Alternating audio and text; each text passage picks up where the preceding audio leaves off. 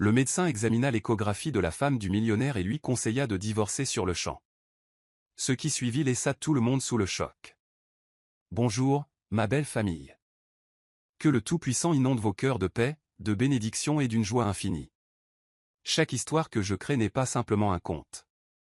C'est mon âme, mes nuits blanches et mon amour déversé uniquement pour vous. Je vous le demande de tout mon cœur, regardez chaque histoire jusqu'au tout dernier instant. Chaque fin porte le rebondissement le plus profond, la beauté cachée et la récompense de mon travail acharné. En restant avec moi jusqu'à la fin, vous donnez de la valeur à mon amour, à mes efforts et à ma promesse de ne jamais vous décevoir.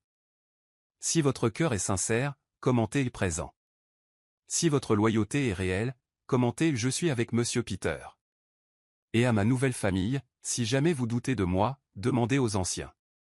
Ils vous diront comment j'ai donné sans compter, comment j'ai porté cette famille avec un amour pur et comment chaque histoire est mon cadeau pour vous. Cette chaîne est bien plus que des histoires. C'est notre maison, notre lien et notre voyage ensemble. Restez avec moi, croyez en moi et élevons-nous ensemble, une belle histoire à la fois. L'argent permet d'acheter tout, sauf la seule chose qui rend un homme véritablement riche, et Benjamin Lucas était sur le point de découvrir qu'il était le milliardaire le plus pauvre du monde. Le lustre en cristal de la salle à manger des Lucas avait été témoin de 3 générations de pouvoir, de trahison et de rêves brisés. Ce soir, il allait être témoin du début de la fin de tout ce que Benjamin Lucas croyait savoir sur l'amour. Benjamin Lucas trônait au bout de la table en acajou, un meuble qui coûtait plus cher que la plupart des maisons, ses doigts tambourinant contre le bois poli avec l'énergie agitée d'un homme qui possédait le monde mais ne pouvait contrôler son destin. À 34 ans, il dirigeait un empire médiatique de 20 milliards de dollars s'étendant sur plusieurs continents, forçant le respect des dirigeants mondiaux et inspirant la peur à ses concurrents. Pourtant, ce soir, il se sentait comme un condamné comptant ses dernières heures. L'horloge dorée sur la cheminée égrenait impitoyablement les secondes vers son 35e anniversaire, dans tout juste 11 mois. 11 mois pour remplir l'ultimatum de son père ou voir tout ce que sa famille avait bâti depuis un siècle se dissoudre en dons caritatifs. Tu rumines encore le testament de ton père, chérie ? La voix d'Helena Lucas trancha le silence comme de la soie enroulée autour d'une lame d'acier.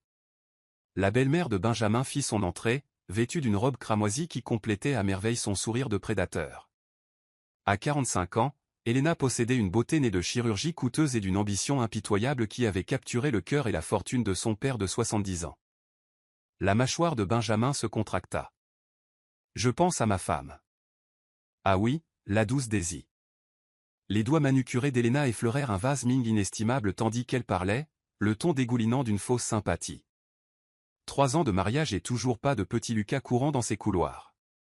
Quelle tragédie pour un empire médiatique qui contrôle les chaînes d'information de 12 pays. Les mots touchèrent leur cible avec précision. L'empire médiatique Lucas n'était pas seulement une question d'argent. C'était une influence sur l'information mondiale, des réseaux satellites et des plateformes numériques qui façonnaient l'opinion publique. Le père de Benjamin, Charles Lucas, avait rendu ses conditions limpides dans son testament révisé, produire un héritier de son sang avant l'âge de 35 ans, où l'empire entier serait légué à des œuvres caritatives, laissant Benjamin et Adrian, le fils d'Helena, sans rien. C'était la façon pour Charles d'assurer la pérennité du nom Lucas à travers les générations. Helena s'était mariée dans cet empire il y a 15 ans, une belle veuve avec un fils de 10 ans et une soif de pouvoir que Charles avait mis des décennies à reconnaître.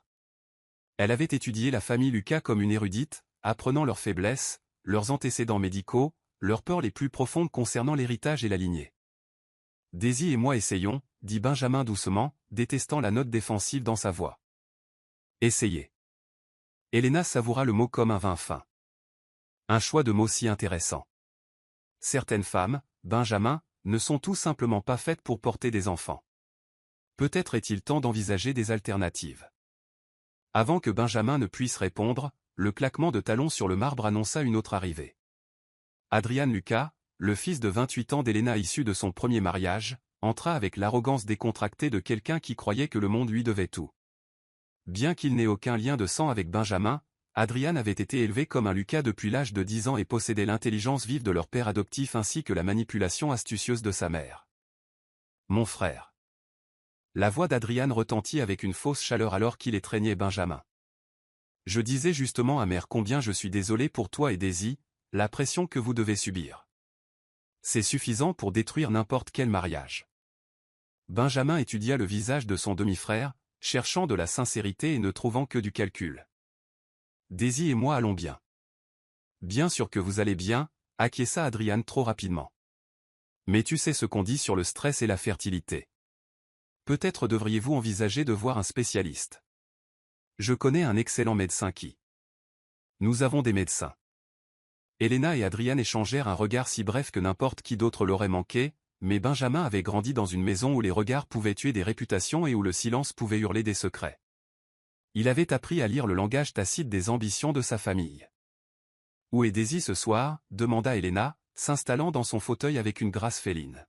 « J'espère qu'elle ne se sent pas encore indisposée. » La question frappa Benjamin comme un coup physique. Depuis un mois, Daisy présentait des symptômes étranges, fatigue, nausées, vertige. Elle avait insisté sur le fait que c'était juste le stress de l'échéance qui approchait, mais Benjamin ne pouvait se défaire du sentiment que quelque chose de plus important se passait. « Elle se repose » répondit-il, jetant un coup d'œil vers le plafond où se trouvait leur chambre plongée dans l'obscurité. « Peut-être devrais-je aller la voir » proposa Elena, se levant déjà de sa chaise. La touche d'une femme peut être si réconfortante dans les moments difficiles. Non. La voix de Benjamin portait une finalité qui ne souffrait aucune discussion. Le sourire d'Elena vacilla un instant, révélant le froid calcul sous sa façade maternelle. La salle à manger tomba dans le silence, à l'exception du tic-tac de cette maudite horloge. Chaque seconde ressemblait à un jugement. Chaque minute, un rappel de tout ce que Benjamin risquait de perdre. Pas seulement l'argent ou le pouvoir. Ce n'étaient que des outils. Mais le nom Lucas, l'héritage que son arrière-grand-père avait bâti à partir de rien, l'empire qui employait des milliers de familles. Tout cela disparaîtrait s'il ne parvenait pas à produire un héritier. « Tu sais » dit Adrian, brisant la tension avec une aisance exercée. « Je pensais à l'ironie du testament de père. Nous voici, l'une des familles les plus puissantes du monde, et tout notre avenir dépend de la biologie. C'est presque primitif. » Le rire d'Elena fut comme des cristaux de glace se formant dans l'air chaud. « Ton père a toujours été un romantique dans l'âme. Il croit au pouvoir des lignées, à l'importance des héritiers légitimes. C'est assez vieux jeu, vraiment. » Benjamin sentit le nœud familier de l'anxiété se resserrer dans sa poitrine. L'obsession de son père pour les héritiers légitimes avait façonné chaque aspect de la vie de Benjamin. Charles Lucas s'était marié 3 fois. D'abord avec la mère de Benjamin, morte en couche avec leur deuxième enfant, puis avec une mondaine qui s'était révélée infertile, et enfin avec Elena, qui avait amené Adrian dans la famille mais n'avait jamais donné un autre fils à Charles. Le bruit de pas sur l'escalier de marbre fit tourner les 3 têtes. Daisy Lucas descendit tel un ange flottant depuis le ciel, sa peau sombre rayonnant contre la nuisette en soie blanche qui enveloppait sa forme enceinte. Attendez, sa forme enceinte. Le cœur de Benjamin cessa de battre pendant exactement 3 secondes avant d'exploser dans un rythme qui menaçait de lui briser les côtes. Daisy se déplaçait avec la grâce prudente du début de grossesse, une main posée protectrice sur son ventre encore plat, les yeux brillants d'un secret qui allait tout changer. « Benjamin » dit-elle doucement, sa voix portant le poids des miracles et la promesse du salut. « Il faut qu'on parle. » La fourchette d'Elena cliqueta contre son assiette. Le verre de vin d'Adrian se figea à mi-chemin de ses lèvres. Le lustre en cristal sembla s'atténuer, comme si même la lumière comprenait l'ampleur de ce moment. Daisy marcha jusqu'à la chaise de Benjamin et s'agenouilla près de lui, prenant ses mains tremblantes dans les siennes, chaudes et fermes. « Je suis allé voir le docteur Peterson aujourd'hui. Les tests sont positifs. Nous allons avoir un bébé. » Les mots frappèrent la pièce comme une explosion nucléaire. Benjamin sentit les larmes brûler derrière ses yeux alors qu'il tirait Daisy dans ses bras, respirant le parfum de ses cheveux, sentant la réalité solide de son corps contre le sien. Après 3 ans d'espoir, de prière et d'essai, leur miracle était enfin arrivé. « De combien » chuchota Théil contre son oreille. « 6 semaines, murmura-t-elle en retour. Je voulais être sûr avant de te le dire. » Benjamin se recula pour regarder son visage, voyant sa propre joie reflétée dans ses yeux sombres. Mais par-dessus l'épaule de Daisy, il aperçut l'expression d'Elena, et son sang se changea en eau glacée dans ses veines. Elena ne souriait pas. Elle ne les félicitait pas et ne partageait pas leur bonheur. Au lieu de cela, son visage était devenu complètement vide, comme si quelqu'un avait effacé toute émotion pour ne laisser derrière qu'une intelligence froide et calculatrice. Ses yeux étaient fixés sur Daisy avec l'intensité d'un prédateur étudiant sa proie. Adrian, quant à lui, avait pâli sous son bronzage soigneusement entretenu. Ses mains serraient son verre de vin si fort que Benjamin pouvait voir ses articulations blanchir contre sa peau. Eh bien, dit finalement Helena, sa voix parfaitement modulée et totalement vide. Merveilleux. Un bébé. Juste à temps. La façon dont elle dit juste à temps donna la chair de poule à Benjamin.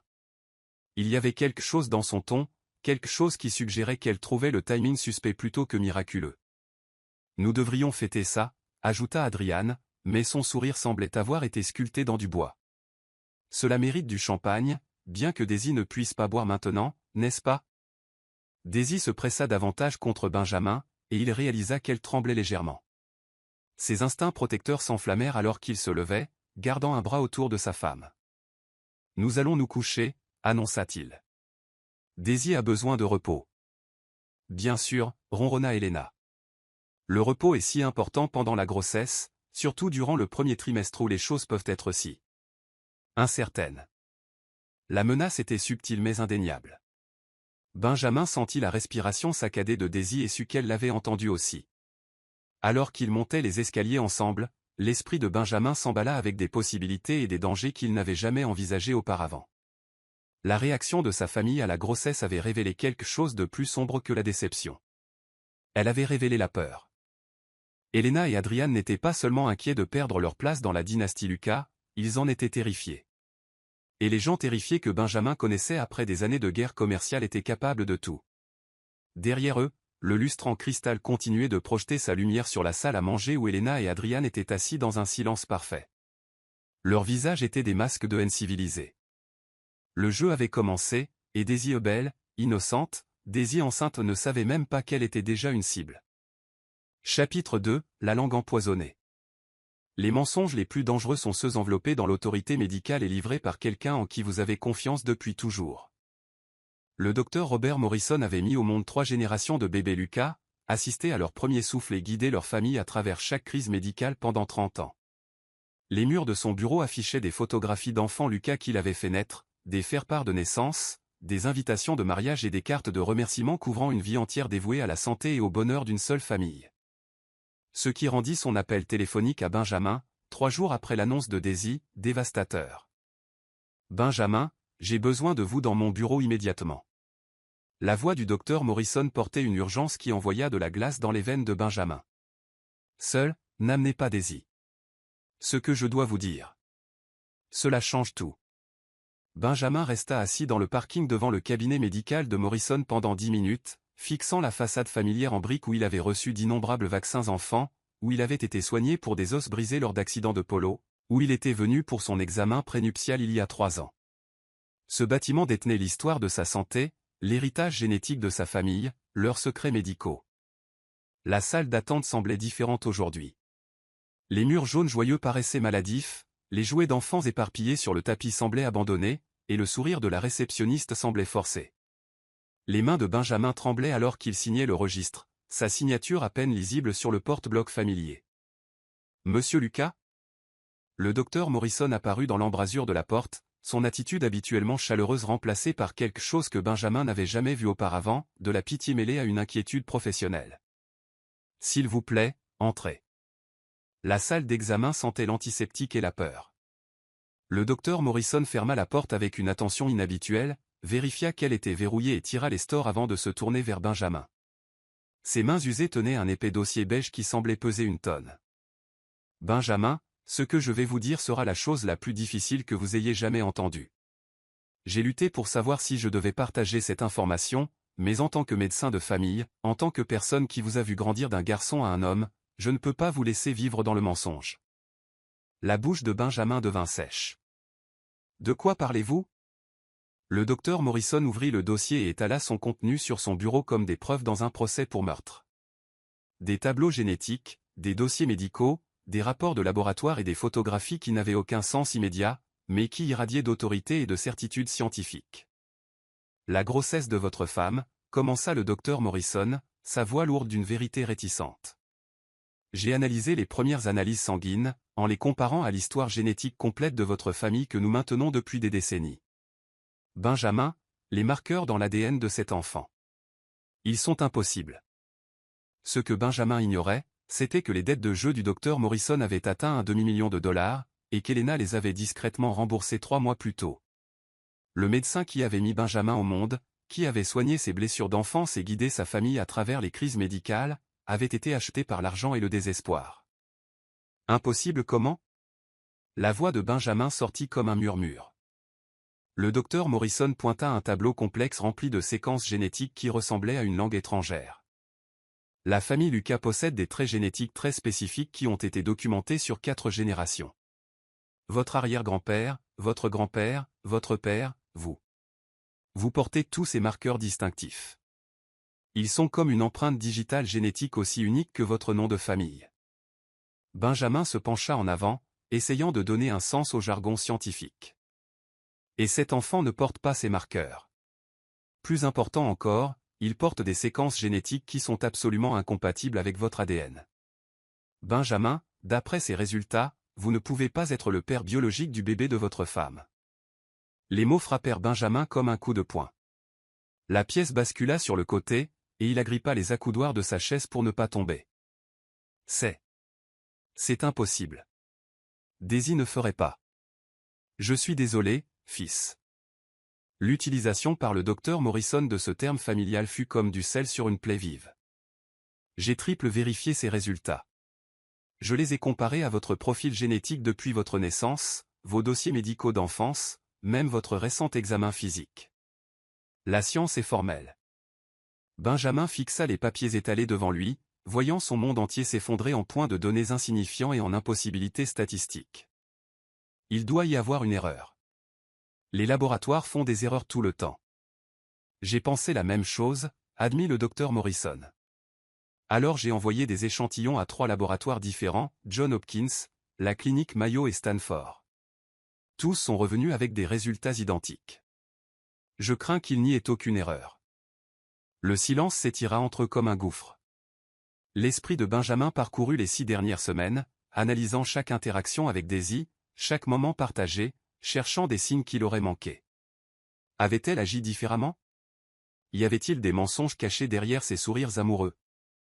Le timing est particulièrement troublant, continua doucement le docteur Morrison. Il y a 6 semaines, cela placerait la conception juste au moment de votre voyage d'affaires à Tokyo. Vous étiez parti 2 semaines, si je me souviens bien. La tête de Benjamin se releva brusquement. Comment connaissez-vous mon emploi du temps? Votre père l'a mentionné lors de son dernier bilan de santé. Il s'inquiétait du stress que vous subissiez, de la pression de l'échéance de l'héritage. Il m'a demandé de garder un œil sur vous et Daisy. Je devais le savoir tôt ou tard. Les dispositions de l'héritage sont très spécifiques concernant les héritiers légitimes. Si cet enfant n'est pas le vôtre. L'implication flottait dans l'air comme une condamnation à mort. Non seulement le mariage de Benjamin était bâti sur un socle de mensonges, mais l'avenir entier de sa famille était en jeu. L'Empire Lucas, l'héritage, les employés qui dépendaient d'eux, tout cela disparaîtrait parce que sa femme l'avait trahi au moment le plus crucial possible. Qui? La voix de Benjamin était à peine audible. Qui est le père? Le docteur Morrison hésita, ses doigts tambourinant contre le bureau dans un rythme nerveux. Les marqueurs génétiques suggèrent quelqu'un d'ascendance mixte européenne et asiatique. L'analyse préliminaire indique des connexions possibles avec plusieurs familles d'affaires éminentes de la région. L'esprit de Benjamin alla immédiatement vers Marcus Chen, son ancien partenaire commercial et ami le plus proche, jusqu'à leur brouille il y a 2 ans. Marcus était brillant, charmant et avait toujours montré peut-être trop d'intérêt pour Daisy lors des dîners d'affaires. Leur partenariat s'était terminé avec acrimonie lorsque Benjamin avait découvert que Marcus essayait de voler des clients et une technologie propriétaire. Marcus Chen, dit Benjamin d'un ton plat. L'expression du docteur Morrison confirma ses soupçons. Le profil génétique est cohérent avec cette possibilité. La révélation frappa Benjamin comme un tsunami de trahison. Non seulement sa femme avait été infidèle, mais elle avait choisi de le trahir avec la seule personne qui avait déjà essayé de détruire son empire commercial. La symétrie était trop parfaite, trop cruelle pour n'être qu'une coïncidence. Il y a plus, dit calmement le docteur Morrison. J'ai passé en revue les antécédents médicaux de Daisy, cherchant des schémas. Elle voit un spécialiste de la fertilité à votre insu depuis 6 mois. Le docteur James Patterson, qui a une clinique en ville. Les mains de Benjamin se serrèrent en poing. Quel genre de traitement? Les dossiers sont confidentiels, mais j'ai des contacts dans la communauté médicale. Il semble qu'elle recevait des injections d'hormones et des consultations spécialisées. Le timing suggère qu'elle essayait activement de concevoir, mais pas nécessairement avec vous. La pièce sembla se refermer sur Benjamin. Chaque respiration devenait une lutte alors que toute l'étendue de la tromperie de sa femme se révélait. Ce n'était pas un moment de faiblesse ou une erreur née de la solitude pendant son voyage d'affaires. C'était une trahison calculée, préméditée, conçue pour assurer sa position dans la famille Lucas juste au moment où le temps pressait. Elle a planifié ça, dit Benjamin, les mots ayant un goût de poison dans sa bouche. Il semble que oui, acquiesça tristement le docteur Morrison. Je suis désolé, Benjamin. J'aurais aimé ne pas avoir à être celui qui vous annonce cela. Benjamin fixa les tableaux génétiques jusqu'à ce que les chiffres se brouillent en symboles dénués de sens.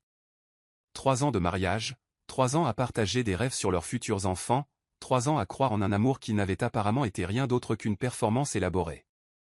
Que dois-je faire?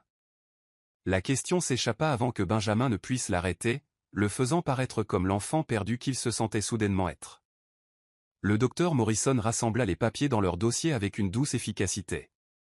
Ce n'est pas une décision médicale, fils. C'est à propos de votre cœur, de votre famille, de votre avenir. Mais je dirai ceci, plus vous attendrez pour régler cette situation, plus elle deviendra compliquée, tant légalement qu'émotionnellement. Benjamin se leva sur des jambes instables, se sentant plus vieux de plusieurs décennies qu'en entrant dans la pièce. Est-ce que quelqu'un d'autre est au courant? Personne. Et cela restera ainsi jusqu'à ce que vous décidiez de la marche à suivre. Mais Benjamin, la santé de votre père n'est plus ce qu'elle était. Le stress de perdre potentiellement l'héritage familial. Cela pourrait le tuer. Le poids de la responsabilité s'abattit sur les épaules de Benjamin comme une couverture de plomb. Non seulement il devait gérer sa dévastation personnelle, mais il devait protéger la santé fragile de son père et sauver d'une manière ou d'une autre la dynastie Lucas des décombres de son mariage. Alors que Benjamin marchait vers la porte, la voix du docteur Morrison l'arrêta une dernière fois. Benjamin, je sais que c'est impossible à entendre en ce moment, mais vous êtes encore jeune. Vous pouvez vous reconstruire après ça. Ne laissez pas la trahison d'une femme détruire tout ce que votre famille a travaillé à créer. Benjamin hocha la tête sans se retourner, ne faisant pas confiance à sa voix pour rester stable. Il traversa la salle d'attente comme un fantôme, passa devant les murs jaunes joyeux qui semblaient maintenant se moquer de sa douleur, passa devant les jouets d'enfants qui lui rappelaient la famille qu'il pensait être sur le point d'avoir. Dans le parking, il resta assis dans sa voiture pendant 1 heure, fixant son reflet dans le rétroviseur et essayant de reconnaître l'homme brisé qui le regardait. Quelque part au loin, son téléphone vibrait avec des messages de Daisy demandant quand il serait à la maison, lui racontant sa journée, partageant son excitation pour leur avenir bâti sur des mensonges, la trahison et la cruauté ultime d'un faux espoir. Benjamin démarra le moteur et rentra chez lui pour faire face à la femme qui avait détruit son monde tout en prétendant lui donner tout ce qu'il avait toujours voulu. À chaque kilomètre, son cœur brisé durcissait en quelque chose de plus sombre, quelque chose qui allait changer le cours de toute leur vie pour toujours. Chapitre 3, le séisme du cœur. La torture la plus cruelle n'est pas la douleur de la trahison. C'est de devoir sourire à la personne qui vous a détruit alors qu'elle croit encore que vous l'aimez. Benjamin Lucas avait toujours été fier de son impassibilité, son poker face. Dans les salles de conseil à travers 3 continents, il avait négocié des contrats d'1 milliard de dollars sans révéler la moindre émotion. Il avait défié du regard des pillards d'entreprises, des représentants gouvernementaux et des concurrents internationaux avec un contrôle glacial qui rendait le nom Lucas synonyme de pouvoir.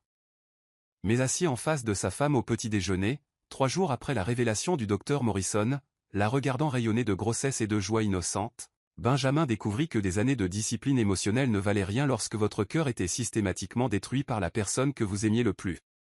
J'ai réfléchi au prénom, dit Daisy, ses yeux sombres pétillants alors qu'elle étalait de la confiture bio sur son pain complet.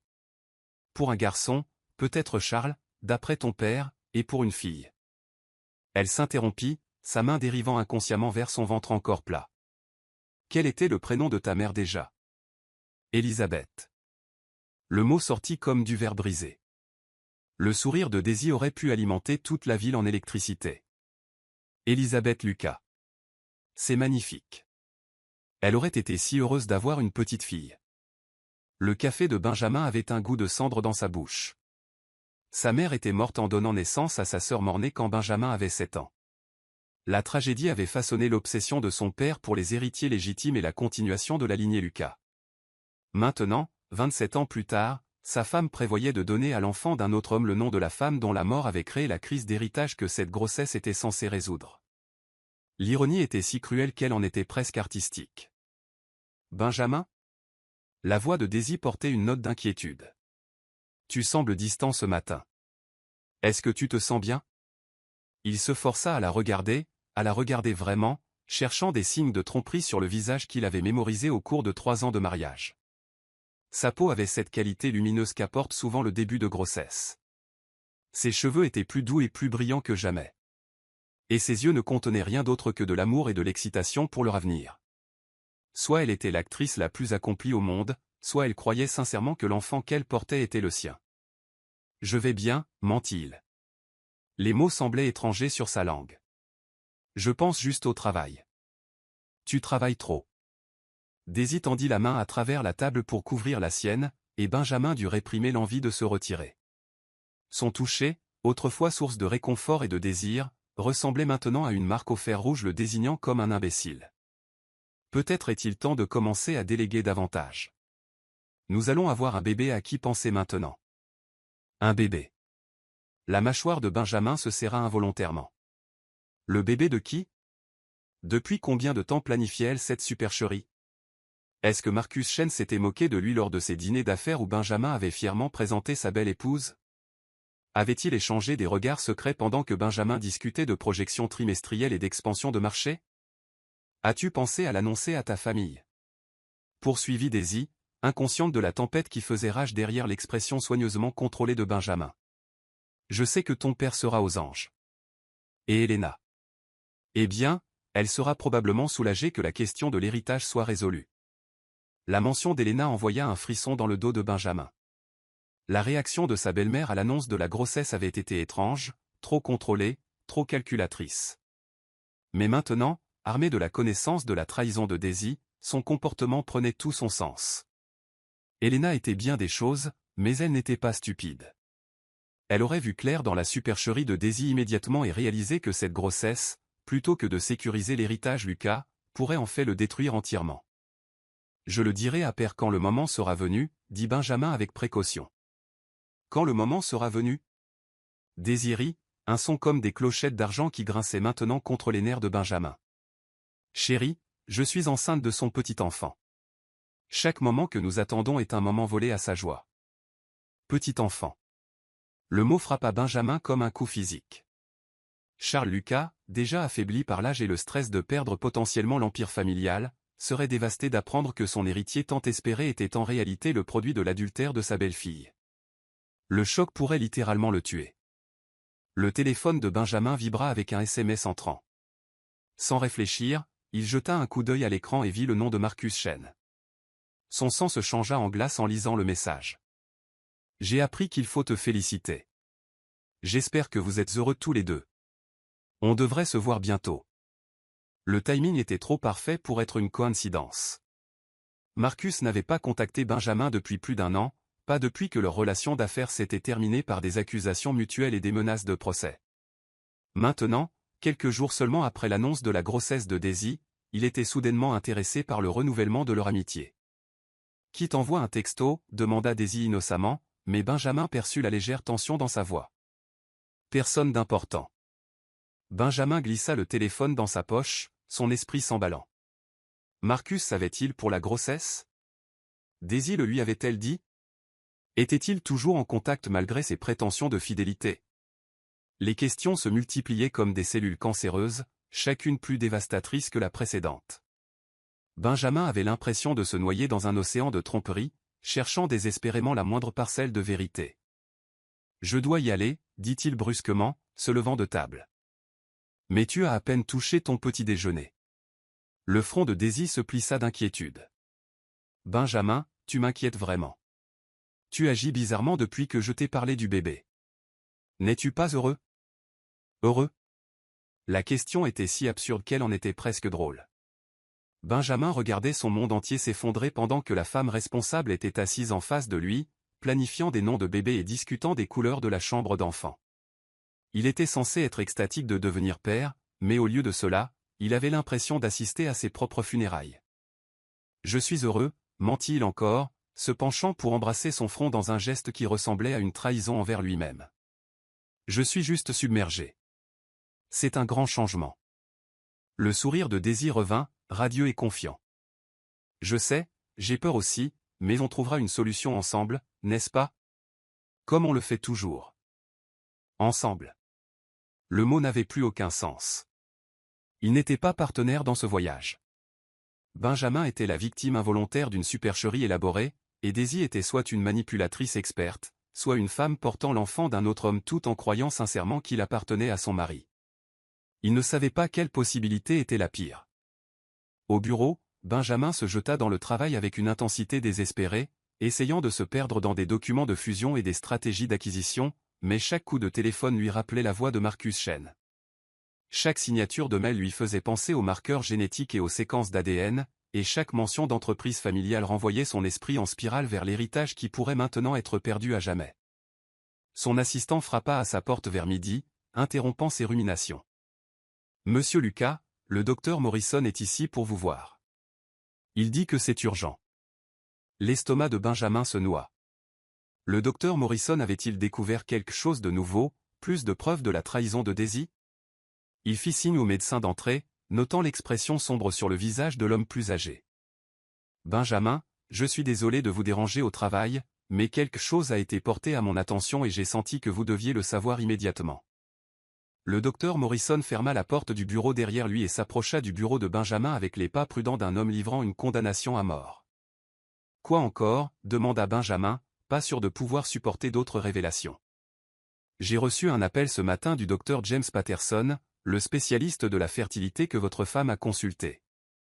Il est préoccupé par certaines irrégularités dans ses dossiers de traitement et voulait consulter avec moi en tant que son médecin traitant. » Les mains de Benjamin agrippèrent les accoudoirs de son siège. Quel genre d'irrégularité? Il semble que Daisy n'ait pas été entièrement honnête sur ses antécédents médicaux. Le docteur Patterson a découvert des divergences dans les informations qu'elle a fournies sur ses grossesses précédentes et ses traitements de fertilité. Plus inquiétant, il y a des lacunes dans ses dossiers qui suggèrent qu'elle a peut-être reçu des traitements de plusieurs spécialistes sans coordination appropriée. Les implications frappèrent Benjamin comme un coup de masse. Non seulement Daisy avait été infidèle, mais elle avait systématiquement menti aux professionnels de santé sur sa santé reproductive. Le niveau de tromperie requis pour un tel stratagème témoignait d'un esprit calculateur que Benjamin n'avait jamais soupçonné sa femme de posséder. « Il y a autre chose », continua le docteur Morrison. « Le docteur Patterson a mentionné que votre femme a spécifiquement demandé des services de conseil génétique. Elle était très intéressée de comprendre comment certains traits génétiques pourraient être transmis aux enfants, particulièrement dans les cas de parenté mixte. » Parenté mixte. Comme un enfant conçu par une femme d'ascendance africaine et un homme d'héritage asiatique, comme Marcus Chen. Benjamin sentit les derniers morceaux de sa foi en son mariage s'effriter en poussière. Ce n'était pas un crime passionnel ou un moment de faiblesse. C'était une trahison préméditée, calculée, conçue pour le tromper afin qu'il accepte l'enfant d'un autre homme comme son propre héritier. « Que recommandez-vous » demanda Benjamin, sa voix à peine au-dessus d'un murmure. « Légalement, vous avez des options. Mais Benjamin, plus cette grossesse continue, plus ces options deviennent compliquées. Si vous devez agir, vous devez le faire bientôt. » Après le départ du docteur Morrison, Benjamin resta assis seul dans son bureau alors que le soleil de l'après-midi projetait de longues ombres sur son bureau. De l'autre côté de sa fenêtre, la ville bourdonnait de vie et d'énergie, des millions de gens vaquant à leur routine quotidienne, inconscients que le monde d'un homme se terminait étage par étage, révélation par révélation. Son téléphone vibra à nouveau, un autre texto de Marcus Chen. Daisy a l'air radieuse ces jours-ci, la grossesse lui va bien. Benjamin fixa le message jusqu'à ce que les mots se brouillent. Marcus n'était pas seulement le père de l'enfant de Daisy. Il provoquait activement Benjamin avec sa victoire. L'arrogance était époustouflante, la cruauté absolue. Mais ce qui détruisait Benjamin plus que la trahison elle-même, c'était la réalisation qu'il l'aimait encore. Malgré tout ce que le docteur Morrison lui avait dit, malgré les preuves s'accumulant contre elle, malgré le savoir qu'elle portait l'enfant d'un autre homme, le cœur de Benjamin refusait de lâcher la femme qui avait été sa partenaire, sa confidente, son avenir. L'amour, réalisa-t-il, n'était pas quelque chose que l'on pouvait éteindre comme un interrupteur, même lorsque cet amour vous détruisait de l'intérieur. Alors que le soleil se couchait sur la ville, Benjamin prit une décision qui allait tout changer. Il ne pouvait pas confronter Daisy directement, pas encore. Il avait besoin de plus de preuves, plus d'éléments, plus de munitions pour la guerre qui arrivait. Mais il devait aussi se protéger son père et l'héritage Lucas de la femme qui avait infiltré leur famille avec des mensonges et de la tromperie. Le jeu était sur le point de commencer, et Benjamin Lucas était enfin prêt à jouer. Chapitre 4 – La force d'une mère. Le plus grand pouvoir d'une femme n'est pas dans ses larmes, c'est dans sa capacité à rester debout, intacte, quand le monde essaie de briser son âme. Daisy Lucas avait toujours possédé une intuition qui frisait le surnaturel. Grandissant en tant que fille d'une mère célibataire qui cumulait 3 emplois pour survivre, elle avait appris à lire les changements subtils dans l'humeur des gens, les changements microscopiques de comportement qui signalaient un danger ou une opportunité. Cette compétence de survie l'avait bien servi dans le monde de l'entreprise et avait initialement attiré Benjamin lors de leur première rencontre à une vente aux enchères caritatives il y a 3 ans et demi. Maintenant, assise dans leur chambre alors que la lumière du matin filtrait à travers les rideaux de soie, cette même intuition hurlait des avertissements qui lui donnaient la chair de poule. Benjamin ne l'avait pas touchée depuis une semaine, pas sexuellement, ce qu'elle pouvait comprendre étant donné les symptômes de début de grossesse et leur prudence mutuelle pour ne pas nuire au bébé. Mais il ne l'avait pas touchée du tout. Pas de main décontractée sur son épaule quand il passait derrière sa chaise. Pas de baiser doux sur son front quand elle lisait. Pas de recherche inconsciente de sa main lors de leur promenade du soir dans les jardins du domaine. Pour un homme qui avait été autrefois si physiquement affectueux qu'Helena avait commenté avec acidité leur démonstration publique, cette distance soudaine était plus alarmante que s'il avait commencé à crier des accusations. Madame Lucas ? Maria, leur gouvernante depuis 2 ans, frappa doucement à la porte de la chambre. Madame Helena est là pour vous voir. Elle attend dans le salon du matin.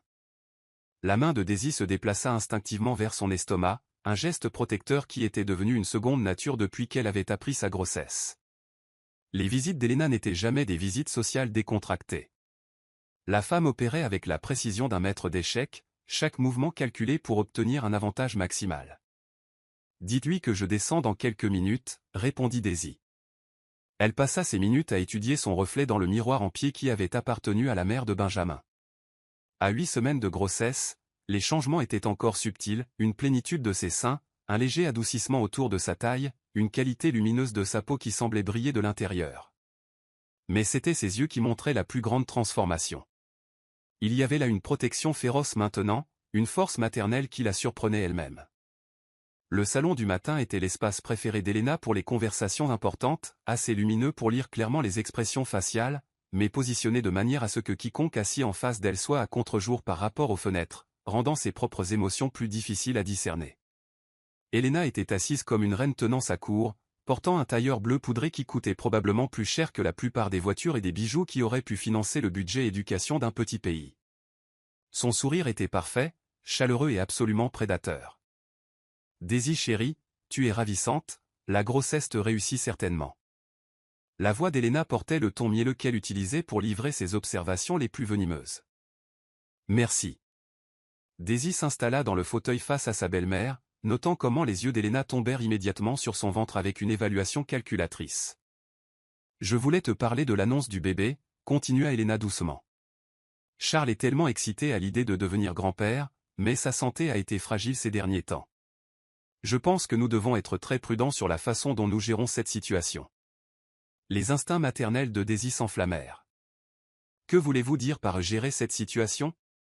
Je suis enceinte de votre petit-fils par alliance. C'est une bénédiction, pas une crise à gérer. » Le rire d'Helena fut comme des cristaux de glace se formant dans l'air d'été. « Bien sûr que c'est une bénédiction, ma chère, mais tu dois comprendre les complexités de ton timing. Le testament de Charles, les dispositions de l'héritage, la pression que Benjamin a subie. » Elle fit une pause délicate. Certaines personnes pourraient voir cette grossesse comme remarquablement pratique. Les mots touchèrent leur cible avec une précision chirurgicale. Daisy sentit ses joues brûler d'indignation, mais elle garda sa voix stable. « Êtes-vous en train de suggérer que j'ai planifié de tomber enceinte maintenant ? » « Je ne suggère rien, » répondit Helena avec une fausse innocence. « J'observe simplement qu'après 3 ans d'essai, ton succès arrive à un moment très fortuit, juste 11 mois avant le 35e anniversaire de Benjamin. Juste au moment où l'Empire Lucas est en jeu. Daisy étudia le visage parfaitement composé de sa belle-mère, voyant le calcul derrière l'inquiétude. Ce n'était pas un avertissement. C'était une menace enveloppée dans une inquiétude maternelle. Helena, je comprends que vous soyez protectrice envers cette famille, mais je ne m'excuserai pas de donner à Benjamin l'enfant qu'il a toujours voulu. L'enfant qu'il a toujours voulu, répéta Helena pensivement. Oui, c'est exactement ce qui rend cela si intéressant. Dis-moi, Daisy, as-tu pensé au test génétique? C'est assez courant de nos jours, surtout pour les femmes d'origine diverses. L'euphémisme frappa comme une gifle. L'héritage mixte africain et européen de Daisy n'avait jamais été un problème pour Benjamin, mais Helena avait un talent pour faire passer n'importe quoi pour un handicap. Mon héritage n'est pas une condition médicale qui nécessite des tests, dit Daisy calmement, sa voix portant un tranchant d'acier qui fit légèrement lever les sourcils d'Helena. Bien sûr que non, mais la compatibilité génétique peut être si complexe, surtout lorsque les lignées familiales sont aussi spécifiques que la lignée Lucas. Nous avons des traits si distinctifs, tu sais. Charles plaisante souvent en disant qu'il est impossible de confondre les hommes Lucas avec autre chose. L'implication était claire. Si cet enfant ne ressemblait pas indubitablement à un Lucas, des questions seraient soulevées. Daisy sentit un frisson de compréhension la parcourir. Helena ne faisait pas juste la conversation. Elle posait les fondations pour de futures accusations. Je devrais probablement mentionner, continua Helena avec une désinvolture calculée, que Benjamin semblait assez troublé quand il est parti travailler ce matin.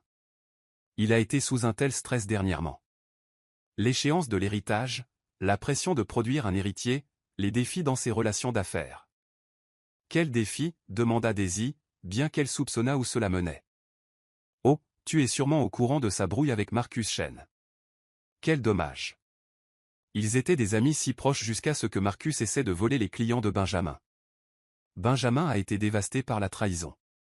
Il est devenu assez méfiant envers les gens en qui il avait confiance implicitement. C'était là. Le poison livré avec une précision chirurgicale. Helena plantait des graines de doute à propos de Marcus, tout en suggérant simultanément que la confiance de Benjamin avait été endommagée par des trahisons précédentes. C'était une manipulation magistrale déguisée en préoccupation. Marcus Chen n'a rien à voir avec notre mariage ou notre bébé, dit fermement Daisy. Le sourire d'Helena était assez tranchant pour couper du verre. Bien sûr que non, ma chère.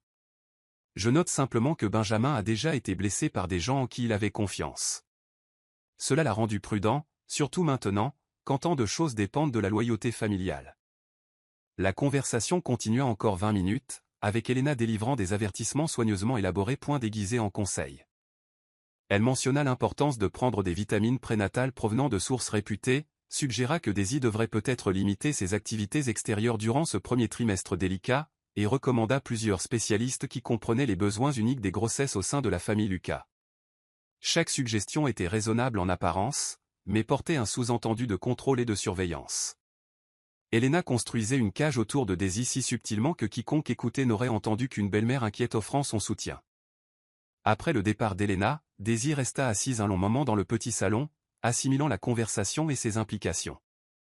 Elle avait toujours su qu'Helena voyait d'un mauvais œil son mariage avec Benjamin, mais ceci semblait différent, plus urgent, plus dangereux. Son téléphone vibra, un SMS de Benjamin, travaillant tard ce soir. Ne m'attends pas. C'était la 3e fois cette semaine qu'il évitait de rentrer pour le dîner, la 3e fois qu'il choisissait le travail plutôt que de passer du temps avec sa femme nouvellement enceinte. Daisy se dirigea vers le bureau de Benjamin et s'installa dans son fauteuil en cuir, entouré des récompenses, des photographies et des souvenirs de son succès. Sur son bureau, elle remarqua une carte de visite d'une agence de détective privée glissée sous son ordinateur portable. Son sang se glaça. Pourquoi Benjamin aurait-il besoin d'un détective privé? Elle ne toucha pas la carte, mais mémorisa le nom de la société et le numéro de téléphone. Si Benjamin la faisait enquêter, elle devait savoir pourquoi, et elle devait se protéger, elle et son bébé, de la tempête qui se préparait. Ce soir-là, seule dans leur immense chambre, Daisy passa plusieurs appels. D'abord à son propre médecin, le docteur Sarah Williams, qui la suivait depuis 5 ans et l'avait guidée à travers les traitements de fertilité qui avaient finalement abouti à cette grossesse. Docteur Williams, j'ai besoin que vous m'envoyiez des copies de tous mes dossiers médicaux de l'année écoulée. Tout, analyse sanguine, résultats de tests, protocole de traitement, absolument tout. Est-ce que tout va bien, Daisy? Vous semblez stressé. Je vais bien. Je veux juste avoir des dossiers complets de mon parcours de grossesse pour ma propre tranquillité d'esprit.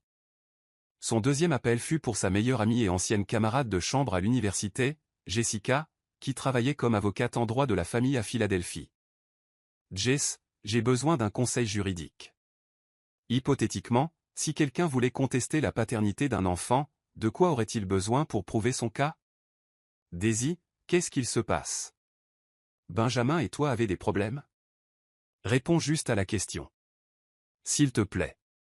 La voix de Jessica devint sérieuse. Les tests génétiques sont la référence absolue, mais il y a d'autres facteurs, le timing, l'opportunité, des preuves d'infidélité. Pourquoi poses-tu cette question? Je suis probablement paranoïaque, mais je veux comprendre mes droits. Si quelqu'un portait de fausses accusations sur la paternité de mon bébé, comment pourrais-je me protéger? Documente tout. Dossiers médicaux, communication, témoignages. Constitue une trace écrite qui soutient ta version des faits. Et Daisy, si ce n'est pas hypothétique, tu dois être très prudente. Les conflits de paternité peuvent devenir très vite très laids. Son dernier appel fut pour sa mère, qui vivait dans un modeste appartement à Baltimore et nettoyait des immeubles de bureaux pour joindre les deux bouts. Maman, il faut que tu saches quelque chose. Je suis enceinte. La joie dans la voix de sa mère fit monter les larmes aux yeux de Daisy. Oh, ma chérie, c'est une merveilleuse nouvelle. Comment va Benjamin? Il doit être aux anges. Il s'adapte à l'idée. Maman, s'il m'arrive quoi que ce soit, je veux que tu saches que ce bébé est de Benjamin. Peu importe ce que disent les gens, peu importe les accusations qu'ils portent, cet enfant est un Lucas. Daisy, tu me fais peur. Quel genre d'accusation? J'espère que j'ai tort. J'espère que je suis juste paranoïaque à cause des hormones de grossesse. Mais si je n'ai pas tort, ils vont essayer de me détruire. Et j'ai besoin que ma famille connaisse la vérité. Après ces appels, Daisy resta allongée dans son lit, fixant le plafond, une main posée protectrice sur son ventre grandissant. Elle pouvait sentir l'orage s'amonceler autour d'elle, pouvait sentir les forces s'aligner contre son bonheur. Mais elle n'était plus la même femme qui s'était laissée intimider par les menaces subtiles d'Elena au début de leur mariage. La grossesse avait éveillé en elle quelque chose de féroce et de primal, un instinct maternel qui se battrait jusqu'à la mort pour protéger son enfant. S'ils voulaient la détruire, ils devraient y mettre toute leur force, car Daisy Lucas ne tomberait pas sans un combat qui ébranlerait les fondations de l'Empire Lucas lui-même. De l'autre côté de sa fenêtre, des nuages d'orage s'assemblaient à l'horizon, et les premières gouttes de pluie commencèrent à frapper contre la vitre, comme des larmes venues du ciel. Chapitre 5, le vrai visage de la famille. Les ennemis les plus dangereux sont ceux qui sourient à votre table tout en aiguisant leur couteau en dessous.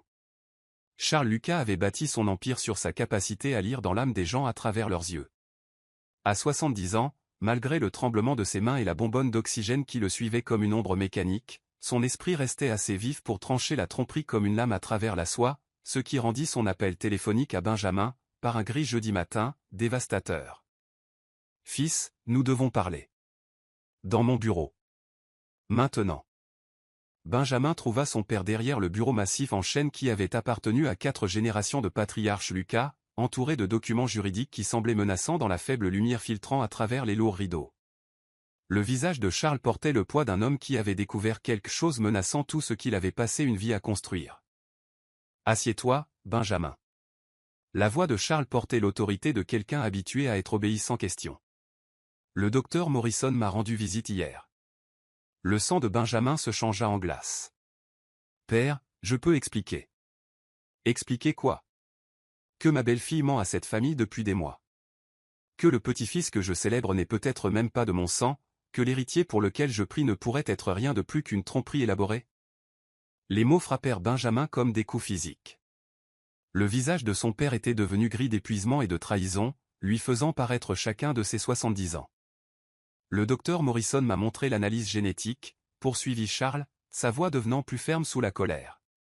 Il a expliqué les impossibilités, les incohérences, les preuves suggérant que ta femme joue avec l'avenir de notre famille.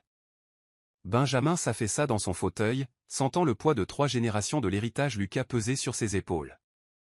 Je ne sais pas quoi faire. Quoi faire? Le rire de Charles fut amer et tranchant. Tu vas exiger un test de paternité. Tu vas obtenir une preuve définitive. Et si cet enfant n'est pas le tien, tu vas divorcer de cette femme avant qu'elle ne puisse détruire tout ce que nous avons bâti. La froideur clinique dans la voix de son père glaça Benjamin jusqu'aux os. Ce n'était pas le grand-père qui planifiait des chambres d'enfants et choisissait des cadeaux pour bébé. C'était l'homme d'affaires impitoyable qui avait écrasé ses concurrents et bâti un empire par la seule force de sa volonté. C'est ma femme, dit Benjamin doucement. C'est une femme qui a trahi ta confiance et potentiellement commis une fraude contre cette famille, corrigea Charles sèchement. Le mariage est un contrat, Benjamin. Lorsqu'une partie viole les termes, le contrat devient caduc. Un léger coup à la porte interrompit leur conversation. Helena entra sans attendre la permission. Charles chéri, tu as l'air pâle. Devrais-tu avoir des conversations aussi stressantes? Elle se déplaça à ses côtés avec une grâce étudiée, une main posée de manière possessive sur son épaule. Helena est au courant de la situation, expliqua Charles à Benjamin. J'ai dû lui dire, c'est ma femme et elle a le droit de savoir que l'avenir de notre famille est en péril. Benjamin étudia l'expression d'Helena, notant l'équilibre prudent entre le choc et la sympathie qu'elle projetait, mais il y avait autre chose, quelque chose qui ressemblait presque à de la satisfaction, à peine dissimulée sous sa façade inquiète. C'est tellement choquant, dit Helena, sa voix tremblant d'une émotion apparente. J'ai toujours senti que quelque chose clochait dans le comportement de Daisy, mais je n'ai jamais imaginé une chose pareille. Qu'est-ce que tu veux dire? Demanda Benjamin brusquement. Helena hésita, jetant un coup d'œil à Charles comme pour demander la permission de continuer. Eh bien, il y a eu des appels téléphoniques. Tard le soir. Elle prétendait toujours qu'ils étaient liés au travail, mais quel genre de travail nécessite des conversations aussi secrètes? Les mains de Benjamin se serrèrent en poing. Tu as écouté ces appels téléphoniques? Pas intentionnellement, répondit Helena rapidement, mais quand on vit dans la même maison, on entend parfois des choses. Et Benjamin, je l'ai vu rencontrer des hommes dans des cafés, dans des parcs, toujours très discrètes, très prudentes. Chaque mot était un poignard dans le cœur de Benjamin. La femme qu'il aimait complètement avait mené une double vie juste sous son nez, et apparemment tout le monde dans sa famille l'avait soupçonné sauf lui. Il y a plus, dit Charles doucement. J'ai mené ma propre enquête.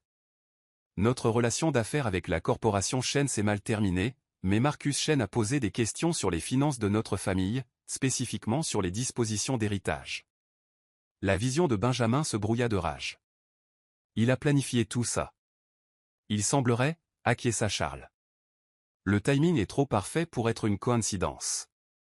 Une relation d'affaires ratée, la séduction de ta femme, une grossesse qui résout commodément notre crise de succession tout en plaçant potentiellement l'enfant d'un étranger dans la ligne de mire de la fortune Lucas.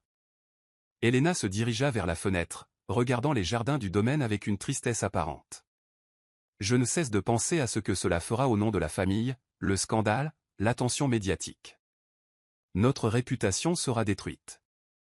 Pas si nous gérons cela correctement, dit Charles fermement. Nous devons contrôler le récit, rassembler des preuves, construire un dossier en béton avant de porter la moindre accusation. Benjamin regarda son père et sa belle-mère, les voyant comme des alliés dans ce qui devenait une guerre contre sa propre femme.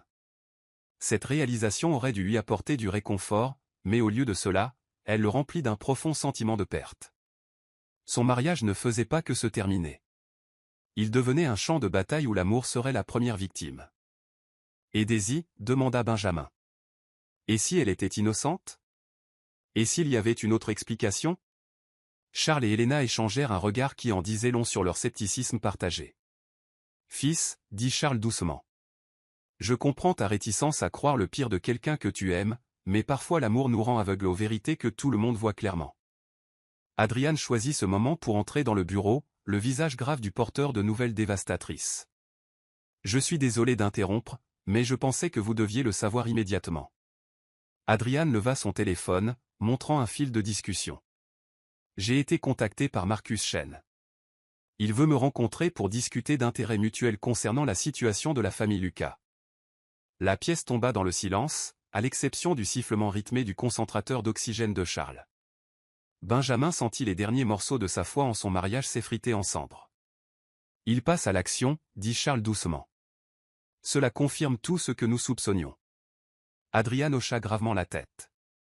Il semblait très confiant, presque arrogant, comme s'il savait quelque chose que nous ignorons. Ou comme s'il planifiait cela depuis des mois et se sentait prêt à exécuter son plan, ajouta Helena avec une satisfaction sinistre. Benjamin se leva brusquement, faisant les 100 pas vers la fenêtre d'où il pouvait voir les jardins où Daisy et lui s'étaient promenés quelques semaines plus tôt, planifiant leur avenir et rêvant de leur enfant. Maintenant, ses souvenirs ressemblaient à des scènes de la vie de quelqu'un d'autre. « Que recommandez-vous » demanda-t-il, la voix creuse. Charles sortit une carte de visite et la fit glisser sur le bureau. Thomas Whitmore, le meilleur détective privé de la ville, totalement discret, absolument minutieux. Il nous obtiendra les preuves dont nous avons besoin pour protéger cette famille. Benjamin fixa la carte, reconnaissant celle qu'il avait vue glisser sous son ordinateur portable. Quelqu'un avait déjà planifié cette enquête.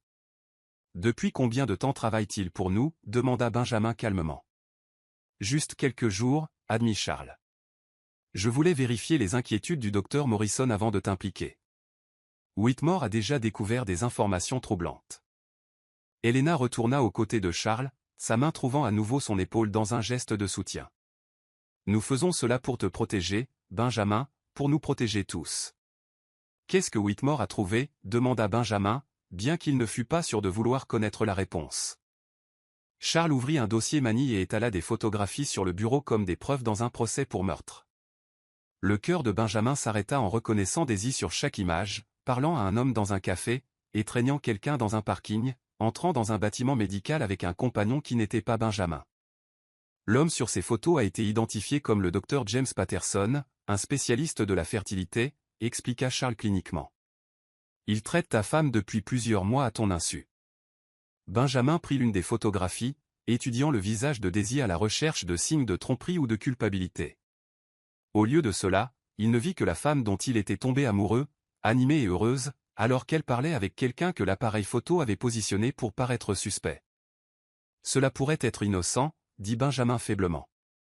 Cela pourrait l'être, convint Adrian avec une fausse sympathie, mais pris ensemble avec tout le reste.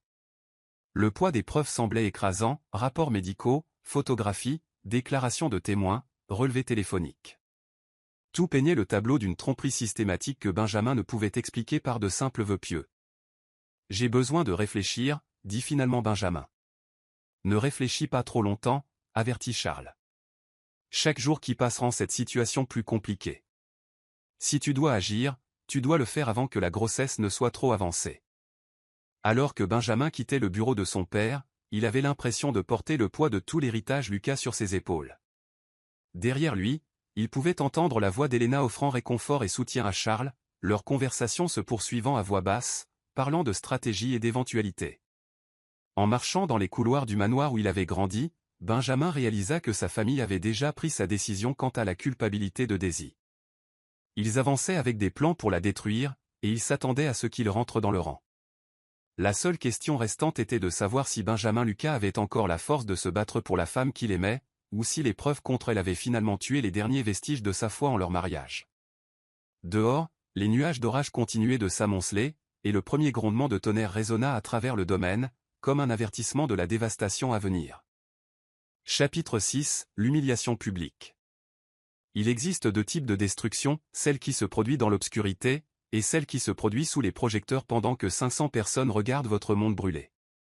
Le gala annuel de la Fondation Lucas était légendaire dans les cercles de la haute société, un événement où des dons d'1 million de dollars étaient faits aussi nonchalamment que l'on commande du champagne, où des carrières politiques étaient lancées ou détruites par des conversations chuchotées, et où la famille Lucas affichait son pouvoir comme des pans montrant leurs plumes. Le thème de cette année était de bâtir des futurs, et l'ironie n'échappait pas à Benjamin alors qu'il ajustait son nœud papillon noir devant le miroir de leur chambre. À côté de lui, Daisy lissait la soie de sa robe vert émeraude, un tissu taillé par des experts pour accommoder son ventre de 10 semaines de grossesse tout en conservant une élégance qui aurait fait pleurer Grace Kelly d'envie. Son reflet montrait une femme au sommet de sa beauté, la peau rayonnante grâce aux hormones de grossesse, les yeux brillants d'excitation, totalement inconsciente que ce soir serait la dernière fois qu'elle assisterait à un événement de la famille Lucas en tant que femme de Benjamin. « Tu es éblouissante », dit Benjamin, les mots ayant un goût de cendre dans sa bouche. 2 semaines s'étaient écoulées depuis la réunion dans le bureau de son père, 2 semaines où l'enquête de Thomas Whitmore avait découvert davantage de preuves de la supposée trahison de Daisy, 2 semaines où Benjamin avait observé sa femme en voyant soit une innocente, soit l'actrice la plus accomplie au monde. Merci. Le sourire de Daisy aurait pu alimenter la ville entière en énergie. Elle s'approcha pour redresser son nœud papillon, son toucher doux et familier. Je suis nerveuse pour ce soir. C'est notre première apparition publique depuis l'annonce de la grossesse, tout le monde va nous regarder. Tout le monde allait effectivement regarder. Helena s'en était assurée, distillant des allusions soigneusement calibrées à travers la haute société concernant des développements intéressants dans la situation de la famille Lucas.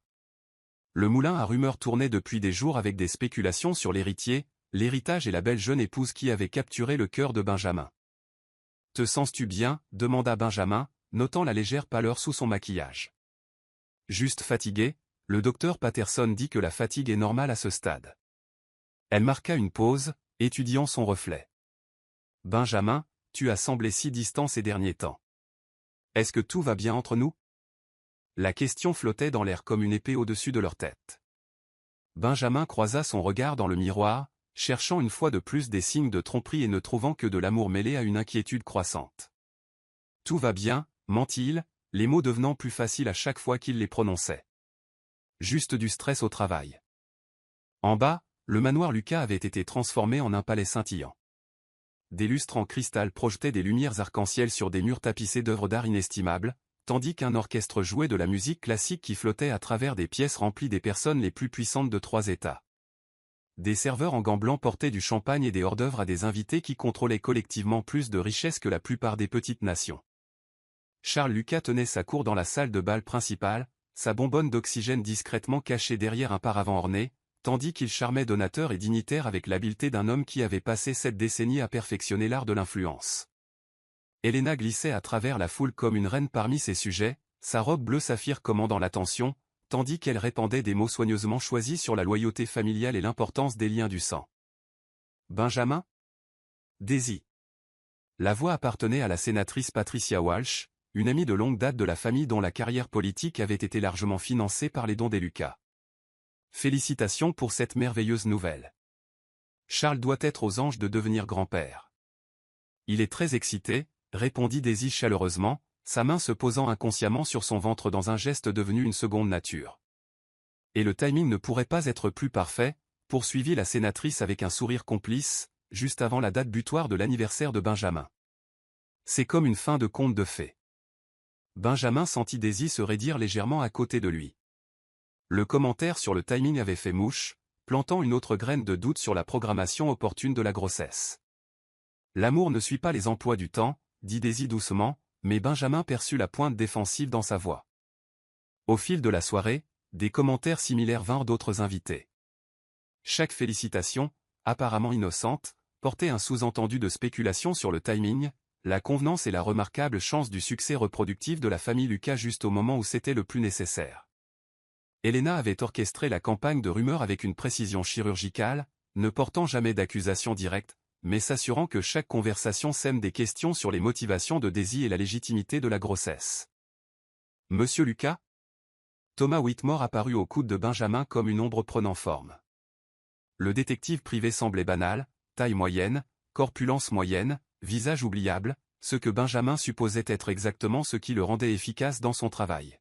« Pas ici », siffla Benjamin, regardant autour de lui pour s'assurer que personne n'avait remarqué l'échange. « C'est urgent », insista Whitmore, « nous avons une situation qui se développe. J'ai besoin de 5 minutes. » Contre son meilleur jugement, Benjamin suivit l'enquêteur jusqu'au bureau de son père, laissant Daisy discuter avec un groupe de membres du conseil d'administration caritatif sur la nutrition prénatale et la décoration de la chambre du bébé. « Qu'est-ce qui est si urgent que ça ne pouvait pas attendre demain ?»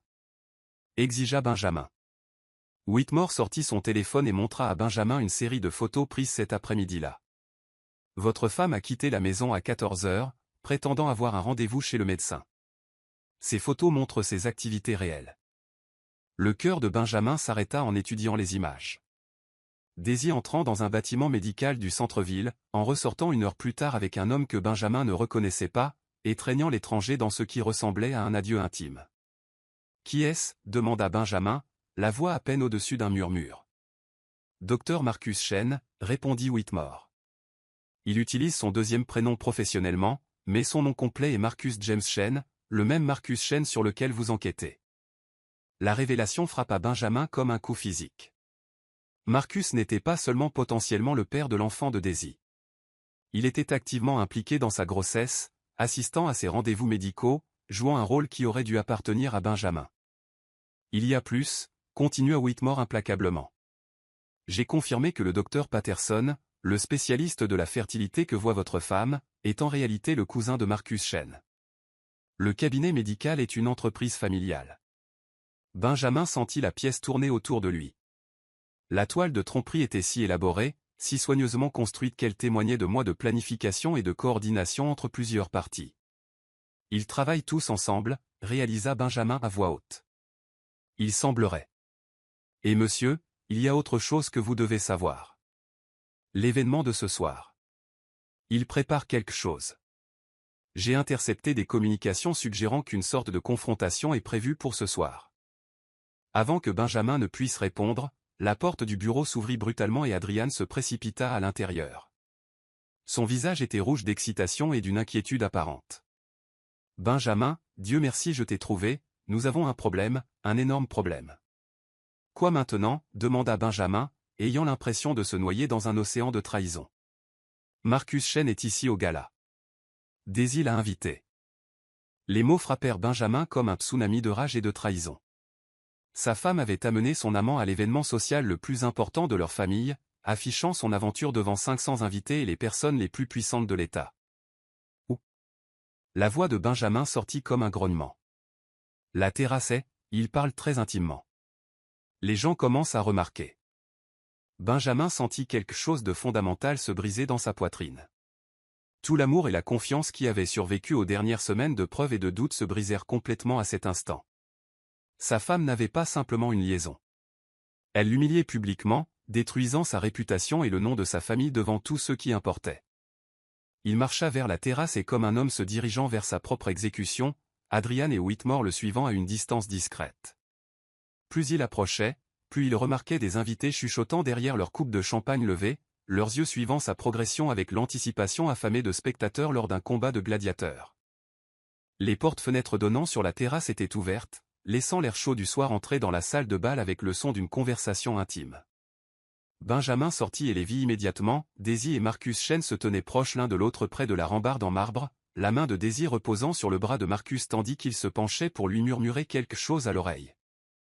Marcus Chen ressemblait exactement au souvenir que Benjamin avait de lui, grand, beau, avec ce genre de charisme sans effort qui donnait envie aux gens de lui faire confiance. Il était aussi indubitablement asiatique, ce qui donna soudain aux commentaires du docteur Morrison sur les marqueurs génétiques une clarté dévastatrice. Daisy. La voix de Benjamin traversa la terrasse comme une lame. Les deux silhouettes se tournèrent vers lui et Benjamin vit le visage de sa femme passer d'un bonheur animé à une terreur pure en l'espace d'un battement de cœur. Marcus, en revanche, sourit avec l'expression satisfaite d'un homme qui attendait ce moment. Benjamin, souffla Daisy, sa main tombant du bras de Marcus comme s'il avait pris feu. Je peux expliquer. Expliquer quoi? La voix de Benjamin monta, portant jusqu'à la salle de bal où les conversations s'étaient arrêtées et où toute l'attention était focalisée sur le drame se déroulant sur la terrasse. Explique pourquoi tu as invité ton amant au gala de notre famille. Explique pourquoi tu portes son enfant tout en mentant à mon père mourant sur le fait de lui donner un petit-fils. Les accusations restèrent en suspens dans l'air comme un gaz toxique. Derrière Benjamin, il pouvait entendre le hoquet collectif de 500 invités alors que ces mots traversaient les portes ouvertes. La sénatrice Patricia Walsh laissa tomber sa coupe de champagne, le cristal se brisant contre le marbre avec un son semblable à des rêves brisés. Les membres des conseils d'administration d'entreprises du Fortune 500 sortaient leur téléphone, rédigeant déjà des communiqués pour prendre leur distance avec le scandale de la famille Lucas. Les téléphones avec appareil photo apparurent comme des champignons après la pluie. Des dizaines d'invités de la haute société capturaient la destruction de l'une des familles les plus puissantes d'Amérique en temps réel. Les images seraient sur les réseaux sociaux en quelques minutes, aux informations du matin en quelques heures. Benjamin, non, dit Daisy, s'avançant vers lui les mains tendues en supplication. Tu ne comprends pas, Marcus est mon cousin, le fils de la sœur de ma mère. Il est l'associé du docteur Patterson, rien de plus. Mais Benjamin était au-delà de l'écoute des explications, les tests génétiques, les réunions secrètes, le timing opportun. Tout pointait vers une trahison si complète que même la vérité sonnait comme un autre mensonge. Tu as détruit notre mariage, humilié notre famille et commis une fraude contre la dynastie Lucas pour de l'argent. Est-ce que ça en valait la peine? La voix de Benjamin portait à travers la terrasse et jusque dans la salle de bal où les conversations avaient totalement cessé. Elisabeth Hawthorne, la chroniqueuse mondaine dont les mots pouvaient détruire des réputations en un seul paragraphe, prenait frénétiquement des notes.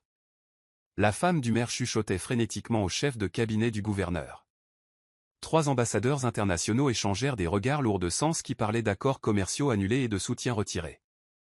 Le bébé est le tien, murmura Daisy, mais sa voix fut perdue dans le murmure de choc de la foule qui regardait. Marcus Chen s'avança, son beau visage portant une expression de fausse sympathie. Benjamin, c'est une situation difficile pour tout le monde. Peut-être devrions-nous en discuter en privé. Sortez. La voix de Benjamin portait une finalité qui ne souffrait aucune discussion. Sortez de ma maison, loin de ma femme, et si jamais je vous revois près de ma famille, je vous détruirai. Marcus hocha gravement la tête comme s'il acceptait une demande raisonnable plutôt qu'une menace. Il se tourna vers Daisy et parla assez fort pour que la foule l'entende. Je suis désolé que cela ait dû se passer ainsi. Appelle-moi quand tu seras prête à discuter de nos options. L'implication était claire et dévastatrice. Marcus offrait à Daisy une alternative à son mariage, une porte de sortie de la famille Lucas qui emporterait l'enfant de Benjamin avec elle. Alors que Marcus s'éloignait, Benjamin se retourna vers sa femme, la voyant clairement pour la première fois peut-être depuis le jour de leur mariage. Elle se tenait seule sur la terrasse, des larmes coulant librement sur ses joues, une main couvrant son ventre de manière protectrice, tandis que l'autre se tendait vers lui dans une supplication futile. « Benjamin, s'il te plaît, murmura-t-elle, laisse-moi expliquer. Rien n'est ce qu'il paraît. » Mais Benjamin en avait fini avec les explications. Il se détourna de la femme qui avait détruit son monde et retourna dans la salle de bal où 500 invités s'écartèrent devant lui comme la mer Rouge. Derrière lui, les sanglots de Daisy résonnaient sur la terrasse, mais il ne regarda pas en arrière. Ce chapitre de sa vie était terminé, clos non pas dans l'intimité d'un bureau d'avocat, mais sous les lustres en cristal de la haute société, avec les personnes les plus puissantes de 3 États comme témoins de son humiliation. Le gala de la Fondation Lucas continuait autour de lui, mais Benjamin Lucas se sentait comme un fantôme à ses propres funérailles, regardant la mort de tout ce qu'il avait cru sur l'amour, la confiance, et la femme qui avait autrefois été son monde entier. Chapitre 7, l'effondrement d'une dynastie. Un homme peut tout perdre de ce qu'il possède et être encore riche, mais s'il perd tout ce en quoi il croit, il devient l'âme la plus pauvre qui soit.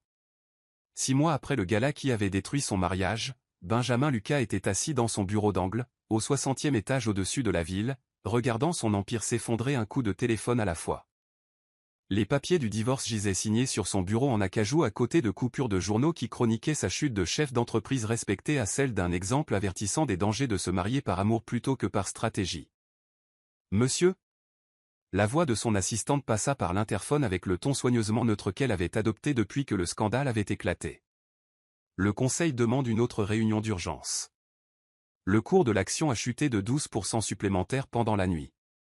Benjamin ne prit pas la peine de répondre. À quoi bon? Chaque décision commerciale qu'il avait prise depuis le gala avait été vue à travers le prisme de sa catastrophe personnelle. Les partenaires remettaient en question son jugement, les investisseurs doutaient de sa stabilité, et les concurrents tournaient comme des vautours sentant la faiblesse.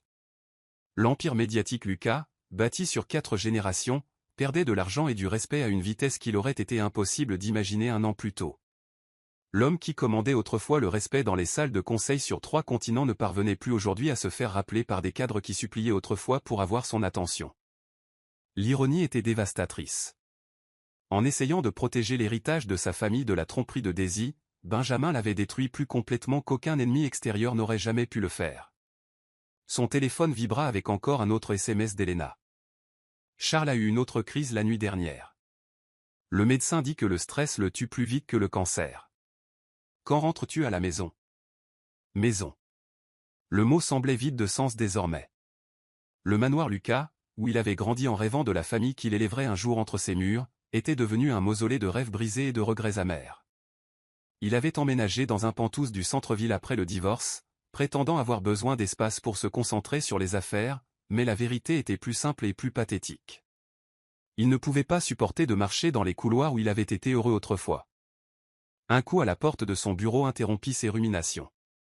Benjamin leva les yeux pour voir Thomas Whitmore debout dans l'encadrement, son visage banal portant une expression que Benjamin avait appris à associer aux mauvaises nouvelles.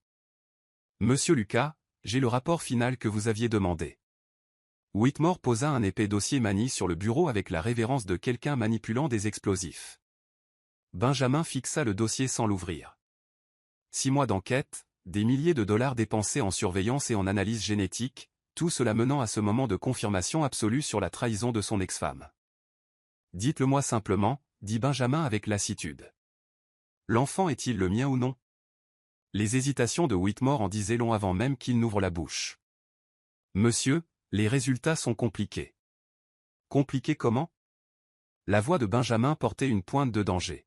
« L'ADN correspond ou il ne correspond pas, l'enfant est définitivement le vôtre biologiquement, certitude à 100%. » Les mots de Whitmore auraient dû apporter un soulagement, mais son-on suggérait qu'il n'était que le début d'un cauchemar plus grand. Le monde de Benjamin bascula. Quoi? Les jumeaux? Oui, ce sont des jumeaux. Les deux montrent des marqueurs génétiques clairs vous identifiant comme le père biologique. Mais monsieur, ce n'est pas la partie compliquée. Des jumeaux? Daisy avait donné naissance à des jumeaux et Benjamin avait tout manqué, les complications de la grossesse, l'accouchement, les premiers moments de la vie de ses enfants. Il avait été tellement consumé par la rage et la trahison qu'il n'avait même jamais demandé de nouvelles de la naissance. « Quelle est la partie compliquée ?» demanda Benjamin, bien qu'il ne fût pas sûr de vouloir le savoir. Whitmore ouvrit le dossier et sortit une série de documents qui glacèrent le sang de Benjamin. Des dossiers médicaux, des certificats de naissance et des analyses génétiques qui peignaient un tableau bien différent de ce que Benjamin avait cru ces 6 derniers mois. « Votre ex-femme n'a jamais eu de liaison avec Marcus Shane, » dit Whitmore doucement. « Elle n'a jamais eu de liaison avec qui que ce soit. Chaque élément de preuve que nous avons trouvé, chaque photographie, chaque réunion suspecte. Tout cela concernait des consultations médicales légitimes liées à sa grossesse à haut risque. » Les mots frappèrent Benjamin comme une série de coups physiques. C'est impossible. Le spécialiste de la fertilité, les réunions secrètes, les incompatibilités génétiques. Le docteur Patterson est le cousin de Marcus Shane, mais le lien s'arrête là. Votre femme lui a été référée par son médecin traitant en raison de complications liées au fait de porter des jumeaux. Les traitements étaient expérimentaux et nécessitaient une surveillance approfondie. Benjamin avait l'impression de se noyer dans une mer de révélations qui invalidait tout ce qu'il avait cru l'année passée. Alors, pourquoi ne me l'a-t-elle pas dit? Selon ses dossiers médicaux, elle a essayé, plusieurs fois, mais vous aviez déjà pris votre décision sur sa culpabilité. La voix de Whitmore portait une note subtile d'accusation. La vraie question, monsieur, est de savoir qui vous a convaincu qu'elle avait une liaison en premier lieu. La réponse était si évidente que Benjamin se sentit idiot de ne pas l'avoir vue plus tôt. Le docteur Morrison, Helena, Adrian. Ils avaient tous joué leur rôle dans une symphonie de tromperie qui avait détruit son mariage et sa famille. Il y a plus, continua Whitmore implacablement. J'ai enquêté sur la source des faux rapports médicaux qui vous ont convaincu de l'infidélité de votre femme. Les analyses génétiques ont été fabriquées. Les dossiers de fertilité ont été altérés et les photographies ont été soigneusement mises en scène pour créer de fausses impressions. Les mains de Benjamin tremblaient alors qu'il assimilait l'ampleur de ses erreurs. Qui était derrière tout ça? Votre belle-mère et votre demi-frère, travaillant en coordination avec le docteur Morrison. Ils planifiaient cela depuis plus d'1 an, attendant le bon moment pour détruire votre mariage et éliminer tout héritier potentiel qui pourrait menacer leur prétention à l'héritage. La révélation était si monstrueuse que Benjamin peinait à la comprendre. Sa propre famille avait orchestré la destruction de son mariage, la perte de ses enfants et l'effondrement de son empire commercial, tout cela pour de l'argent. Helena savait que Daisy était innocente? La voix de Benjamin sortit comme un murmure. Non seulement elle le savait, mais c'est elle qui a convaincu le docteur Morrison de fournir de fausses preuves médicales. Toute la conspiration était conçue pour vous faire croire que votre femme était infidèle afin que vous divorciez avant la naissance des enfants. Benjamin se souvint des commentaires parfaitement chronométrés d'Helena, de ses suggestions subtiles sur les tests génétiques, de son inquiétude apparente concernant les liens du sang de la famille. Chaque mot avait été calculé pour planter des graines de doute et les nourrir jusqu'à en faire l'arbre empoisonné qui avait détruit son mariage. Et mon père, demanda Benjamin, bien qu'il redoutât la réponse. Complètement manipulé. Helena lui a montré les mêmes fausses preuves qu'elle vous a montrées. Sa réaction était authentique. Il croyait vraiment que Daisy avait trahi la famille. Benjamin sentit les larmes lui brûler les yeux pour la première fois depuis le divorce. Son père, déjà affaibli par le cancer et le stress de perdre potentiellement l'héritage familial, avait été utilisé comme une arme involontaire contre le bonheur de Benjamin. « Où est Daisy maintenant » demanda Benjamin, sa voix se brisant sur son nom.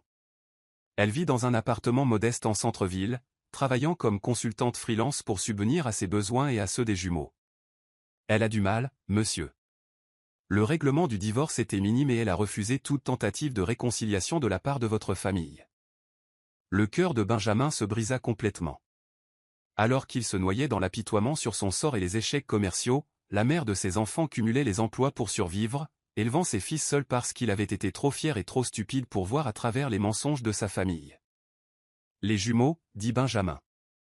Comment s'appellent-ils? Whitmore consulta ses notes. Charles Benjamin Lucas et Elisabeth Rose Lucas.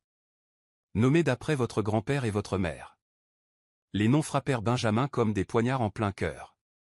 Même après tout ce qu'il lui avait fait subir, Daisy avait honoré sa famille avec les noms de ses enfants. Elle avait donné à ses fils le nom Lucas malgré toutes les raisons qu'elle avait de haïr tout ce qui le représentait. Je dois les voir, dit Benjamin en se levant brusquement. Monsieur, je dois vous avertir. Votre ex-femme a clairement fait savoir qu'elle ne voulait aucun contact avec la famille Lucas. Elle a construit une nouvelle vie et elle est protectrice envers les enfants. Benjamin regarda par la fenêtre de son bureau la ville où ses fils grandissaient sans lui, où la femme qu'il aimait luttait pour survivre à cause de ses échecs en tant que mari et en tant qu'homme. Helena et Adrian, dit Benjamin doucement. Quelle est leur situation maintenant? Légalement protégés par la prescription sur la plupart de leurs actions. Financièrement, ils sont en position de tout hériter si votre père meurt sans reconnaître d'héritier légitime. La cruelle ironie était parfaite. En détruisant le mariage de Benjamin, Helena et Adrian avaient éliminé les petits-enfants même qui auraient pu remplir les conditions de Charles pour l'héritage.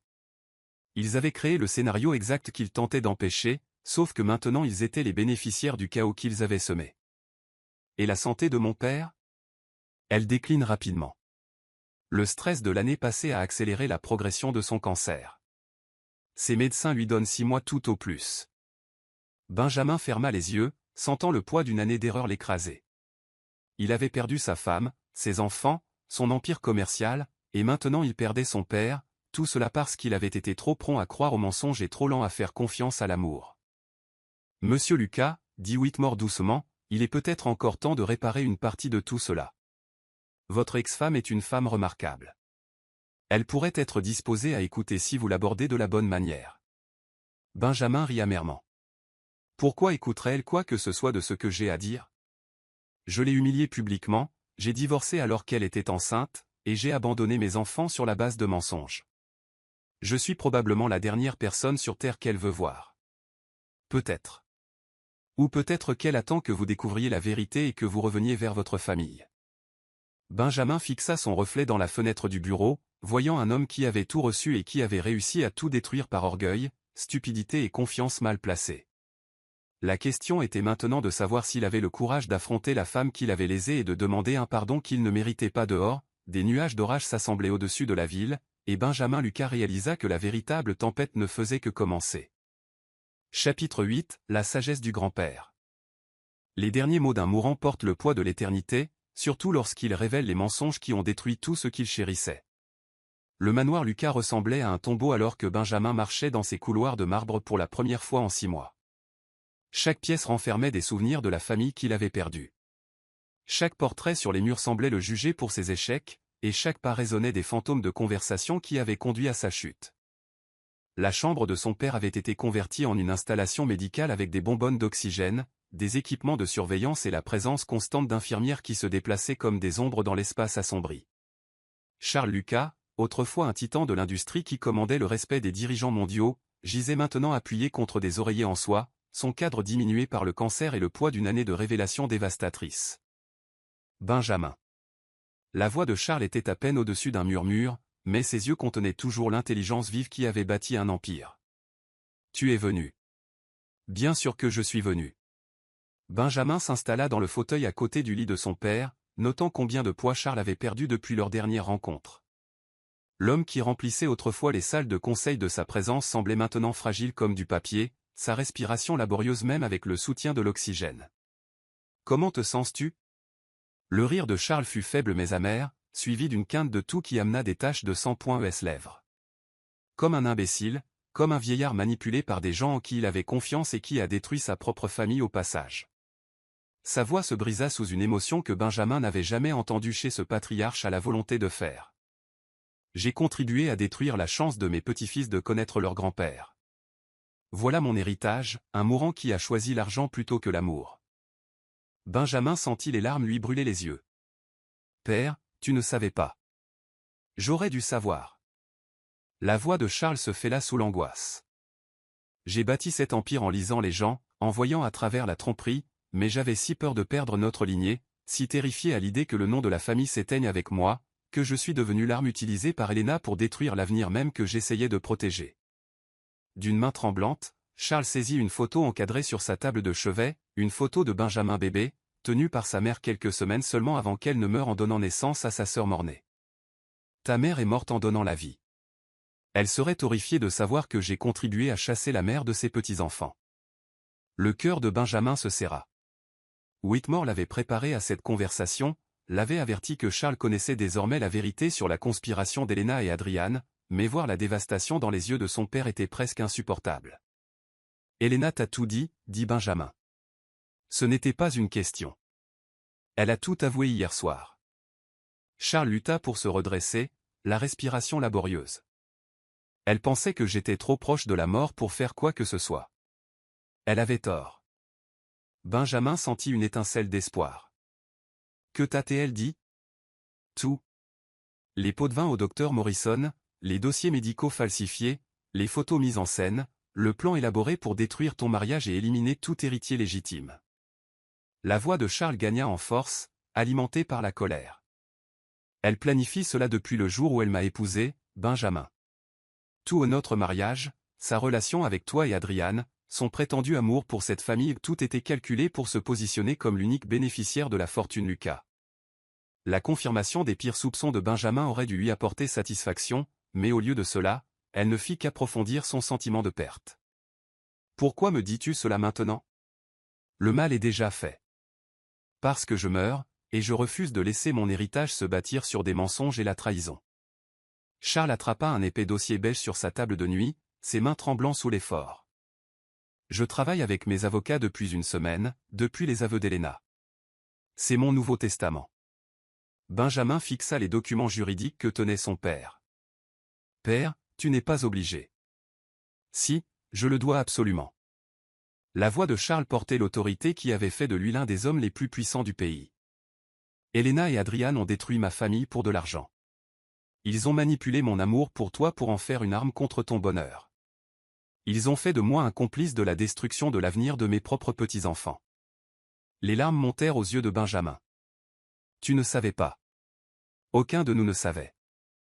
J'aurais dû savoir. La voix de Charles se brisa de regret. J'ai bâti mon empire sur la capacité à lire les gens, à percer à jour la tromperie et la manipulation, mais j'ai été aveugle face au serpent dans ma propre maison parce que je voulais croire en la loyauté familiale. Charles ouvrit le dossier et en sortit des photographies qui coupèrent le souffle à Benjamin. Des photos de 2 bébés, ses fils, dormant paisiblement dans des berceaux assortis, leurs petits visages portant les traits inimitables des Lucas. Tes enfants, dit doucement Charles. Charles Benjamin et Elisabeth Rose. J'ai engagé un détective privé pour prendre ces photos hier. Les mains de Benjamin tremblaient en étudiant les visages des fils qu'il n'avait jamais rencontrés. Ils étaient beaux, parfaits et totalement innocents des échecs adultes qui avaient façonné leur jeune vie. Ils ressemblent à toi quand tu étais bébé, poursuivit Charles. Le même nez, le même menton têtu. Et leur mère, Benjamin, elle les a magnifiquement élevés. Malgré tout ce que nous lui avons fait subir, elle leur a donné amour et stabilité. Les as-tu rencontrés? Demanda Benjamin, sa voix à peine audible. Daisy a été claire, la famille Lucas n'est pas la bienvenue dans leur vie. Peux-tu la blâmer? L'expression de Charles était lourde de honte. Nous avons détruit son mariage, l'avons humiliée publiquement et l'avons abandonnée quand elle avait le plus besoin de nous. Elle a tous les droits de protéger ses enfants contre nous. Benjamin posa les photos, incapable de les regarder sans avoir l'impression qu'on lui arrachait le cœur. Qu'y a-t-il dans le Nouveau Testament? La justice, dit simplement Charles. Elena n'aura rien. Son mariage avec moi sera révélé comme la fraude qu'il a toujours été, et j'entame des poursuites judiciaires pour récupérer chaque centime qu'elle a volé à cette famille au fil des ans. Et Adrian. Adrian est le fils d'Elena, pas le mien. Il n'a aucun droit sur l'héritage Lucas, ni légal ni moral. La voix de Charles devint glaciale. Mais toi, Benjamin, tu es toujours mon héritier, et tes fils sont toujours mes petits-fils, quelles que soient les circonstances qui ont mené à leur naissance. Benjamin sentit une lueur d'espoir pour la première fois depuis des mois. Qu'est-ce que tu dis? Je dis que l'Empire Lucas t'appartient, à toi et à tes enfants. La conspiration d'Elena ne change rien au fait que tu as 2 fils légitimes qui portent notre sang. Charles lutta pour s'asseoir davantage. Mais Benjamin, hériter de l'argent ne signifie rien si tu ne te bats pas pour reconquérir ta famille. Daisy ne veut même plus me parler, dit doucement Benjamin. J'ai tout détruit entre nous. Il n'y a pas de retour possible après ce que j'ai fait. Il y a toujours un chemin de retour si l'amour est réel, répondit Charles avec la sagesse d'un homme face à sa propre mortalité, mais cela demande plus de courage que de bâtir un empire commercial. Cela exige d'admettre que tu as eu complètement tort et de prouver que tu mérites une seconde chance. Charles prit un autre document dans le dossier. J'ai demandé à mes avocats de préparer autre chose, un fonds en fiducie pour tes fils, géré par Daisy jusqu'à leur majorité. 50 millions de dollars chacun, avec des dispositions pour l'éducation, la santé et tout ce dont ils pourraient avoir besoin. Les yeux de Benjamin s'écarquillèrent. C'est incroyablement généreux, mais Daisy n'acceptera jamais. Elle verra ça comme l'argent de la culpabilité. Alors ne le présente pas comme tel, présente-le pour ce qu'il est, l'amour d'un grand-père pour des petits-fils qu'il ne rencontrera peut-être jamais. La voix de Charles faiblit, l'effort de la conversation prélevant son tribut. Et Benjamin, il y a autre chose que tu dois savoir sur la conspiration d'Elena. Quoi? Elle n'a pas seulement visé ton mariage. Elle a systématiquement saboté tes relations d'affaires, répandant des rumeurs sur ta stabilité et ton jugement. Les récents échecs de l'entreprise ne sont pas entièrement dus à tes problèmes personnels. Ils sont le résultat d'une campagne coordonnée pour détruire ta réputation professionnelle. La révélation expliquait tant de choses sur les désastres commerciaux de l'année passée. Des partenaires qui s'étaient inexplicablement retirés, des investisseurs ayant soudainement perdu confiance, des concurrents qui semblaient connaître les stratégies de Benjamin avant même qu'il ne les mette en œuvre. Elle voulait s'assurer que même si tu survivais au divorce, tu serais ruiné financièrement et détruit professionnellement, poursuivit Charles. La vengeance parfaite pour une femme qui a passé 15 ans à planifier le vol de tout ce que notre famille a construit. Benjamin sentit la colère brûler dans sa poitrine, pas seulement contre Elena et Adrian, mais contre lui-même pour avoir été si facilement manipulé. Comment n'avons-nous rien vu? Parce que nous faisions confiance à la famille, dit tristement Charles. Et parce qu'Elena est exceptionnellement douée pour la manipulation à long terme, elle a étudié nos faiblesses pendant des années et les a exploitées avec une précision chirurgicale. On frappa doucement à la porte, interrompant leur conversation. Une infirmière entra avec des médicaments et un rappel bienveillant que Charles avait besoin de repos. Juste quelques minutes de plus, dit Charles à l'infirmière, avant de se tourner vers Benjamin avec une intensité urgente. Fils, je n'ai plus beaucoup de temps. Mes médecins pensent que j'en ai pour des jours, pas des semaines. La gorge de Benjamin se serra. Père, écoute-moi. Je vais mourir en sachant que j'ai contribué à détruire le bonheur des 2 personnes que j'aime le plus au monde, toi et Daisy. Je ne peux pas réparer cela, mais toi, tu le peux. Charles serra la main de Benjamin avec une force surprenante. Batte-toi pour elle, Benjamin. Batte-toi pour tes fils. Montre-leur que l'amour est plus fort que l'orgueil. Que la famille vaut plus que l'argent et qu'un homme de la famille Lucas n'abandonne pas quand quelque chose compte vraiment. Et si c'est trop tard? Et si elle est passée à autre chose? Alors tu sauras que tu as tout essayé. Mais Benjamin, une femme ne donne pas à ses enfants les prénoms de la famille de son ex-mari si elle est vraiment passée à autre chose. Elle attend que tu redeviennes l'homme dont elle est tombée amoureuse, l'homme qui se battait pour tout ce en quoi il croyait. Charles relâcha la main de Benjamin et se rallongea contre ses oreillers, l'épuisement le gagnant. Il y a une dernière chose dans ce dossier. Une lettre que j'ai écrite à Daisy pour tout expliquer. Ma confession, mes excuses et ma bénédiction pour l'avenir que vous pourriez construire ensemble. » Benjamin prit l'enveloppe scellée portant le nom de Daisy, écrit de l'écriture distinctive de son père. « Pourquoi me donnes-tu cela au lieu de l'envoyer directement ? Parce que certaines conversations exigent une présence, pas seulement des mots sur du papier. Si tu veux reconquérir ta famille, tu dois lui faire face toi-même et prouver que tu es prêt à te battre pour ce que tu as perdu. » Alors que Benjamin s'apprêtait à partir, Charles l'appela une dernière fois. « Benjamin, quand tu verras mes petits-fils, dis-leur que leur grand-père les a aimés dès l'instant où il a su qu'ils existaient. Dis-leur que le nom Lucas signifie quelque chose grâce à l'héritage qu'ils porteront, et non à cause des erreurs de leurs aînés. » Benjamin hocha la tête, incapable de parler tant l'émotion lui nouait la gorge. Il se dirigea vers la porte, portant le poids du pardon de son père et la responsabilité de reconstruire tout ce qui avait été détruit. Derrière lui, Charles Lucas ferma les yeux et sourit pour la première fois depuis des mois, sachant qu'il avait enfin fait quelque chose de bien au milieu des décombres de l'héritage familial. Chapitre 9 – Les péchés révélés. Là où les enfants jouaient dans de petites cours et où les mères étendaient le linge sur les escaliers de secours, Benjamin resta assis dans sa voiture pendant 1 heure, observant l'entrée de l'immeuble et luttant contre une lâcheté qui n'avait rien à voir avec les fusions d'entreprises ou la guerre corporative.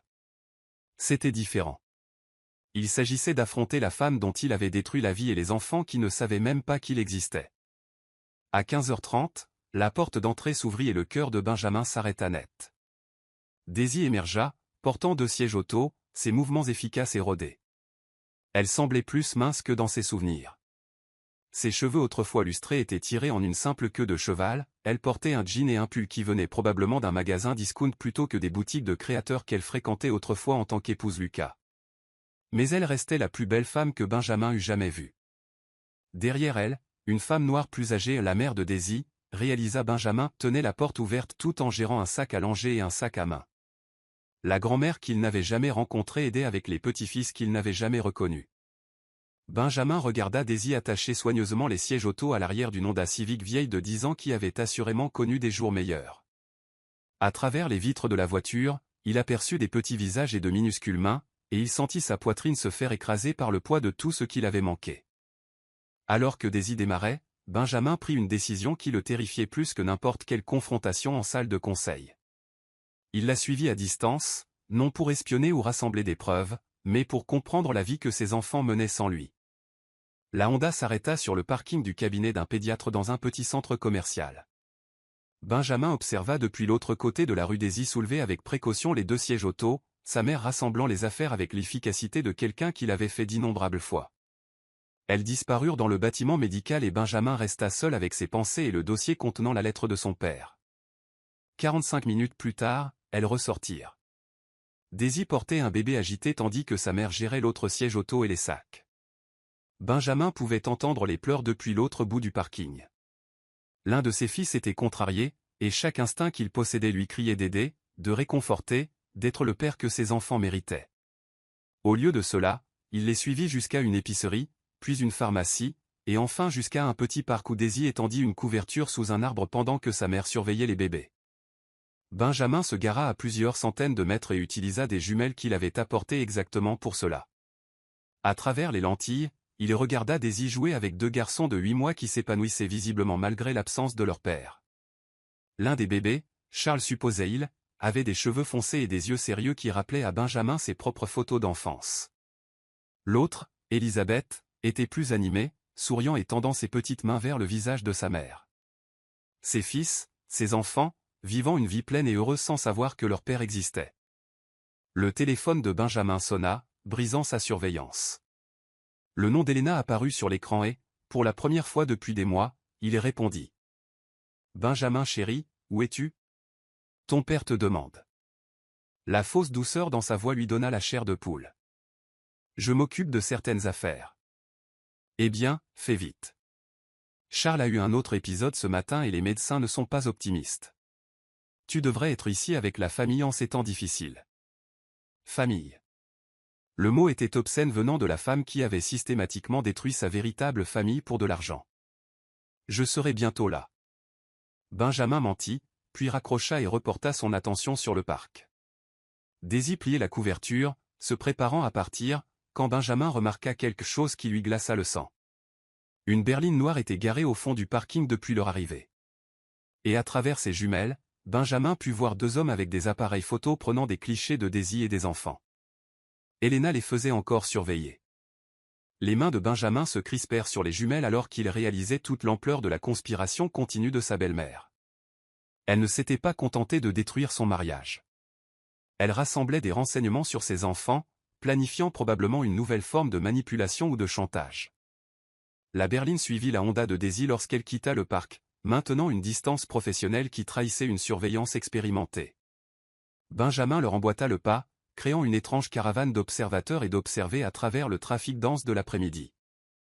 Quand Daisy retourna à son immeuble, la berline se gara de l'autre côté de la rue et s'installa pour ce qui ressemblait à une longue session d'observation. Benjamin se gara derrière eux et marcha vers la fenêtre du conducteur avec l'assurance d'un homme qui possédait la moitié de la ville. La vitre s'abaissa pour révéler un détective privé à l'air nerveux qui reconnut clairement Benjamin Lucas. « Monsieur Lucas, je peux expliquer. » « Taisez-vous et écoutez, » dit doucement Benjamin. « Vous allez appeler celui qui vous a engagé et lui dire que la surveillance est terminée. Ensuite, vous allez supprimer chaque photo, chaque rapport et chaque information que vous avez recueillie sur mon ex-femme et mes enfants. Monsieur, j'ai un contrat.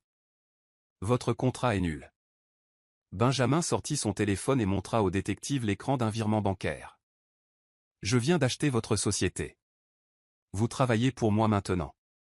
Et votre première mission est d'oublier que cette famille existe. » Le partenaire du détective avait l'air terrifié alors que Benjamin se penchait plus près de la fenêtre. « Si je découvre que quiconque, et je dis bien quiconque, surveille mes enfants sans ma permission explicite, je détruirai vos vies si complètement que vous souhaiterez n'avoir jamais appris ce qu'était un appareil photo. Est-ce clair ?» Les deux hommes hochèrent frénétiquement la tête et démarrèrent, laissant Benjamin seul dans la rue calme où ses fils apprenaient à ramper, à babiller et à exister sans lui. Il marcha vers l'entrée de l'immeuble et fixa l'interphone jusqu'à ce qu'il trouve. Dave Williams, appartement 3B. Elle avait repris son nom de jeune fille, effaçant complètement l'identité Lucas. Benjamin monta 3 étages, chaque marche lui semblant faire 1 kilomètre, jusqu'à ce qu'il se tienne devant l'appartement 3B, la lettre de son père dans une main et 18 mois de regrets pesant sur son cœur. Il leva la main pour frapper, puis se figea en entendant des voix à travers la porte fine. « Maman, je ne peux pas continuer comme ça. » La voix de Daisy était épaisse d'épuisement. « Travailler 3 emplois, gérer les garçons toute seule, faire semblant d'être assez forte pour tout gérer. »« Ma chérie, tu es assez forte, » répondit doucement sa mère. « Tu as tout géré magnifiquement. Mais je suis si fatiguée, maman, et seule. Parfois, je regarde Charles et Elisabeth et je me demande ce que leur père penserait d'eux, s'il serait fier, s'il les aimerait comme ils méritent d'être aimés. » Le cœur de Benjamin se brisa complètement. Elle pensait encore à lui, s'interrogeait encore sur ses sentiments pour des enfants qu'il n'avait jamais rencontrés. « L'as-tu jamais aimé, vraiment ?» demanda la mère de Daisy. « Où était-ce juste l'argent et le statut ? » « Je l'aimais plus que ma propre vie, » murmura Daisy, et Benjamin entendit les larmes dans sa voix. « Je l'aime encore. C'est le pire. Après tout ce qu'il m'a fait, tout ce qu'il a dit sur moi, j'aime toujours Benjamin Lucas, et je me déteste pour ça. » Benjamin appuya son front contre la porte, sentant les larmes couler sur son visage pour la 2e fois en 2 jours. Elle l'aimait. Malgré le divorce, l'humiliation, l'abandon, elle l'aimait encore. Les garçons demandent après leur papa parfois, continua Daisy. Enfin, Charles le fait. Il est assez grand pour remarquer que les autres enfants ont des pères. Que suis-je censé lui dire ? Que son papa nous a jetés parce qu'il a cru des mensonges sur sa mère ? Tu lui dis que parfois les bonnes personnes font de mauvais choix, dit fermement sa mère, et que son papa réalisera peut-être ses erreurs un jour. C'est trop tard pour ça, dit Daisy avec finalité. Benjamin a fait son choix. Il a choisi l'argent de sa famille plutôt que sa femme et ses enfants. Certaines choses ne peuvent pas être pardonnées. Les mots frappèrent Benjamin comme des coups physiques. Elle pensait qu'il avait choisi l'argent plutôt que la famille. Elle n'avait aucune idée qu'Elena et Adrian avaient tout orchestré, qu'il avait été manipulé aussi complètement qu'elle. Benjamin leva la main pour frapper à nouveau mais s'arrêta en entendant des pas s'approcher de la porte depuis l'intérieur. Il recula dans l'ombre de la cage d'escalier juste au moment où la porte s'ouvrait. Daisy sortit portant un sac poubelle, et Benjamin put voir de près la mère de ses enfants pour la première fois en plus d'1 an. Elle était plus mince, semblait vieillie par des rides de stress autour des yeux qui n'étaient pas là durant leur mariage. Mais elle était toujours incroyablement belle, toujours la femme qui avait capturé son cœur lors d'une vente aux enchères caritatives et changé son monde entier. Elle marcha vers le vide-ordures au bout du couloir, et Benjamin sortit de l'ombre. Daisy. Elle se retourna brusquement, son visage passant par le choc, la peur et quelque chose qui aurait pu être de l'espoir avant de se figer dans une neutralité soigneusement contrôlée. Benjamin. Sa voix était stable, mais il pouvait voir ses mains trembler. Que fais-tu ici? Je suis venu te voir, voir nos enfants. Il leva le dossier. Pour te donner ceci. Nos enfants? Son rire fut amer. Depuis quand sont-ils nos enfants? Tu as été très clair il y a 18 mois sur le fait qu'ils n'étaient pas les tiens. J'ai eu tort. Les mots semblaient inadéquats face à l'ampleur de ses erreurs. Surtout, Daisy. Je connais la vérité maintenant. Sur Elena, sur Adriane, sur les mensonges qu'ils ont racontés pour détruire notre mariage. Son sang-froid se fissura légèrement. Quelle vérité? Que tu ne m'as jamais trahi, que les bébés ont toujours été les miens, que j'ai détruit la meilleure chose de ma vie parce que j'étais trop stupide et trop orgueilleux pour voir que j'étais manipulé.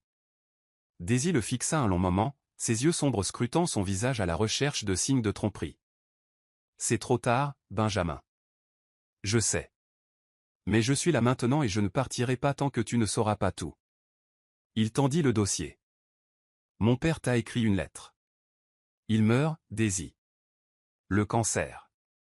Et avant de mourir, il voulait que tu saches qu'il connaît la vérité lui aussi. Ses mains tremblèrent en prenant le dossier. Charles est mourant? Il lui reste des jours, peut-être une semaine. Le stress de ce qui est arrivé à notre famille.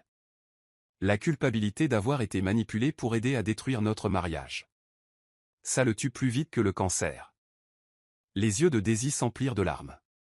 Malgré tout ce que la famille Lucas lui avait fait subir, elle aimait sincèrement Charles comme le grand-père que ses enfants ne connaîtraient jamais. Lis la lettre, dit doucement Benjamin. Et ensuite décide si tu peux un jour pardonner au plus grand imbécile qui ait jamais vécu. Alors que Daisy ouvrait le dossier d'une main tremblante, aucun d'eux ne remarqua la silhouette qui observait depuis l'escalier en contrebas, ni le petit appareil d'enregistrement qui avait capturé chaque mot de leur conversation. Le coup final d'Elena était déjà en marche, et la vérité qui, selon Benjamin, sauverait sa famille, était sur le point de détruire le peu qu'il restait de leur chance de bonheur. Chapitre 10, l'amour qui conquiert tout. Les plus grandes victoires ne se gagnent pas dans les salles de conseil ou les tribunaux. Elles se gagnent dans le cœur de ceux qui choisissent d'aimer à nouveau, malgré toutes les raisons de ne pas le faire. L'appartement de Daisy tomba dans le silence, à l'exception du bruit du papier que l'on froisse alors qu'elle lisait la confession finale de Charles Lucas. Benjamin regarda son visage passer du scepticisme au choc, puis à une compréhension dévastatrice à mesure que toute l'ampleur de la conspiration d'Elena se révélait à travers l'écriture élégante de son père. « Mon Dieu !» murmura-t-elle en s'affaissant sur son petit canapé. Les dossiers médicaux, les photos, Marcus Chen. Tout a été fabriqué.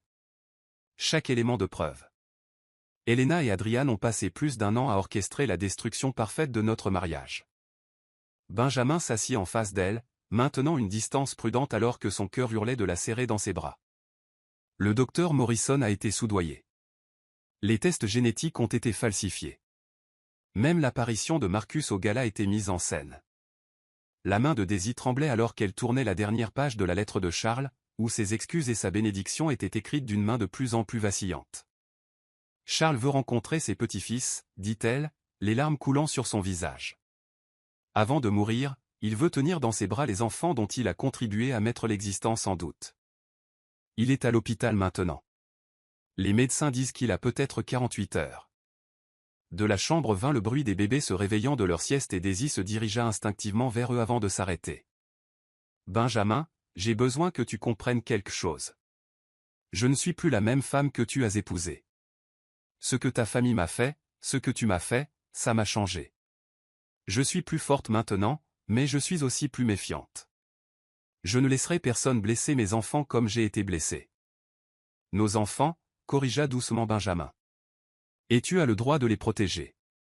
J'ai échoué en tant que mari et en tant que père, mais Daisy, si tu me laisses faire, je veux passer le reste de ma vie à prouver que je peux être meilleur. Avant qu'elle ne puisse répondre, son téléphone sonna. L'identifiant afficha le nom d'Elena, et Benjamin comme Daisy se figèrent. Ne décroche pas, dit rapidement Benjamin.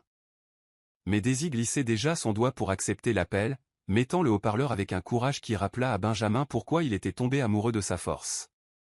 Allô, Elena. Daisy chérie. La voix d'Elena portait une fausse chaleur et un triomphe à peine dissimulé. Je crois comprendre que tu as eu de la visite ce soir. Comme c'est charmant que Benjamin ait enfin trouvé le courage de faire face à ses erreurs. Benjamin et Daisy échangèrent des regards alarmés. Elena avait observé, écouté, planifié. Qu'est-ce que tu veux, demanda Daisy avec un calme d'acier. Je veux que tu comprennes ta position, ma chère. Vois-tu, j'ai des enregistrements de votre conversation de ce soir. La confession de Benjamin, son admission des manipulations familiales. Du matériel très intéressant pour quelqu'un qui voudrait prouver que la famille Lucas a commis une fraude. Benjamin sentit de l'eau glacée couler dans ses veines. Elena se préparait à utiliser son honnêteté comme une arme. Mais voici ce qui rend cela fascinant, poursuivit Elena avec la satisfaction d'une araignée expliquant sa toile. Si ces enregistrements devenaient publics, ils détruiraient complètement ce qu'il reste de la réputation des Lucas. Le cours des actions s'effondrerait, les partenaires commerciaux fuiraient, et l'empire tomberait en poussière. Viens en au fait, dit Benjamin. Le fait, beau-fils, est simple. Daisy peut avoir sa réconciliation avec toi, et Charles peut rencontrer ses précieux petits-fils. Mais le prix est de 50 millions de dollars, une somme modeste pour la famille Lucas, en réalité. Considérez cela comme un paiement pour mon silence concernant les aveux de votre père sur la fraude et la conspiration. Daisy se leva lentement, sa voix portant une puissance qui rendait les manipulations d'Elena petites et pathétiques en comparaison. Non. Pardon? J'ai dit non. Tu peux publier tes enregistrements, Elena. Tu peux détruire le nom Lucas et faire s'effondrer l'empire commercial. Tu peux exposer chaque mensonge et conspiration. La voix de Daisy gagnait en force à chaque mot.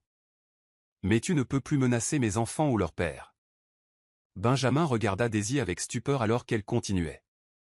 Parce que voici ce que tu ne comprends pas à propos de la vraie force, Elena. Je n'ai pas besoin de l'argent des Lucas. Je n'ai pas besoin du nom de famille, du statut social ou de toutes ces choses que tu as passé ta vie à comploter pour voler. J'ai quelque chose qui vaut plus que tout ça. Et qu'est-ce que c'est? La voix d'Elena avait perdu son tranchant confiant. J'ai l'amour d'un homme bon qui a fait de terribles erreurs mais a trouvé le courage de les affronter. J'ai 2 beaux-fils qui grandiront en sachant que leur père s'est battu pour gagner leur pardon. Et j'ai la certitude que quand tu seras parti, nous serons toujours là, à nous aimer, à construire quelque chose de vrai pendant que ton héritage tombera en poussière. Benjamin sentit son cœur s'envoler alors que Daisy se tournait pour lui faire face directement. Benjamin Lucas, tu as détruit ma confiance, brisé mon cœur et abandonné tes enfants quand ils avaient le plus besoin de toi. Tu as laissé l'orgueil et la peur faire de toi quelqu'un que je ne reconnaissais pas. Le cœur de Benjamin sombra, mais Daisy n'avait pas fini. Mais tu m'as aussi assez aimé pour passer 18 mois à découvrir la vérité. Tu t'es assez soucié de nos enfants pour tout risquer en venant ici ce soir. Et tu es assez courageux pour demander un pardon que tu ne mérites pas à une femme qui a toutes les raisons de te haïr. Elle s'approcha, et Benjamin put voir tout son avenir dans ses yeux sombres. La question est, es-tu assez courageux pour passer le reste de ta vie à prouver que l'amour est plus fort que l'orgueil? Benjamin tomba à genoux dans le petit appartement, levant les yeux vers la femme qui avait tout enduré et en était sortie plus forte que jamais. Daisy Williams, j'ai été un imbécile arrogant qui a jeté le paradis parce que j'étais trop faible pour faire confiance à l'amour. Je ne peux pas défaire la douleur que je t'ai causée ni rattraper le temps que j'ai manqué avec nos enfants. Mais si tu me laisses faire, je passerai chaque jour du reste de ma vie à gagner le droit d'être ton mari et leur père. De la chambre vinrent les pleurs des bébés et l'instinct maternel de Daisy prit immédiatement le dessus. Viens rencontrer tes fils, dit-elle simplement. La chambre d'enfant était petite mais remplie d'amour. 2 berceaux positionnés pour que les bébés puissent se voir. Des murs décorés de photos que Daisy avait imprimées depuis son téléphone, des jouets clairement choisis avec soin plutôt qu'en fonction du prix. Les fils de Benjamin, Charles et Elisabeth, avaient 8 mois, étaient en bonne santé, beaux et absolument parfaits. Charles avait hérité de l'expression sérieuse et des cheveux foncés de Benjamin, tandis qu'Elisabeth avait les yeux de Daisy et un sourire contagieux qui aurait pu faire fondre des glaciers. Charles, Elisabeth, dit doucement Daisy en soulevant les 2 bébés. Je voudrais que vous rencontriez quelqu'un de très important. Les mains de Benjamin tremblaient alors qu'il tenait ses enfants pour la première fois. Ils étudièrent son visage avec la curiosité intense des bébés rencontrant un étranger, et Benjamin sentit son cœur s'élargir d'une façon qu'il n'avait jamais imaginé possible. « Bonjour », leur chuchota Théil. « Je suis votre papa et je suis tellement désolé de ne pas avoir été là avant. » Comme s'ils comprenaient l'importance du moment, les deux bébés tendirent leurs petites mains vers le visage de Benjamin, et il sentit les larmes couler sur ses joues en réalisant que le pardon pouvait venir des plus petits gestes. Helena avait raison sur une chose, dit doucement Daisy. Les enregistrements détruiront l'Empire Lucas si elle les publie. Qu'elle les publie, dit Benjamin sans quitter ses fils des yeux. Je préfère être pauvre avec toi et les garçons que riche et seul. 3 semaines plus tard, Charles Lucas s'éteignit paisiblement dans son sommeil, ayant passé ses derniers jours à tenir ses petits-fils et à regarder son fils construire le genre d'amour que l'argent ne pouvait acheter. Ces derniers mots, chuchotés au bébé Charles alors que le nourrisson dormait dans ses bras, furent « Dis à ton papa que l'amour est le seul empire qui vaille la peine d'être bâti ».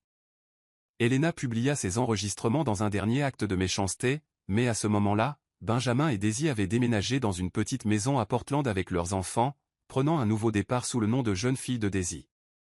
L'Empire Lucas s'effondra exactement comme Helena l'avait prévu, mais elle découvrit que détruire quelque chose de beau ne vous rend pas beau, cela vous rend juste vide. Et Helena se retrouva seule dans un manoir rempli de tout ce qu'elle avait comploté pour posséder, sans personne pour le partager. Adrian, réalisant les manipulations de sa mère, avait détruit toute chance d'une vraie relation avec son demi-frère et disparu en Europe avec l'argent qu'il avait pu sauver.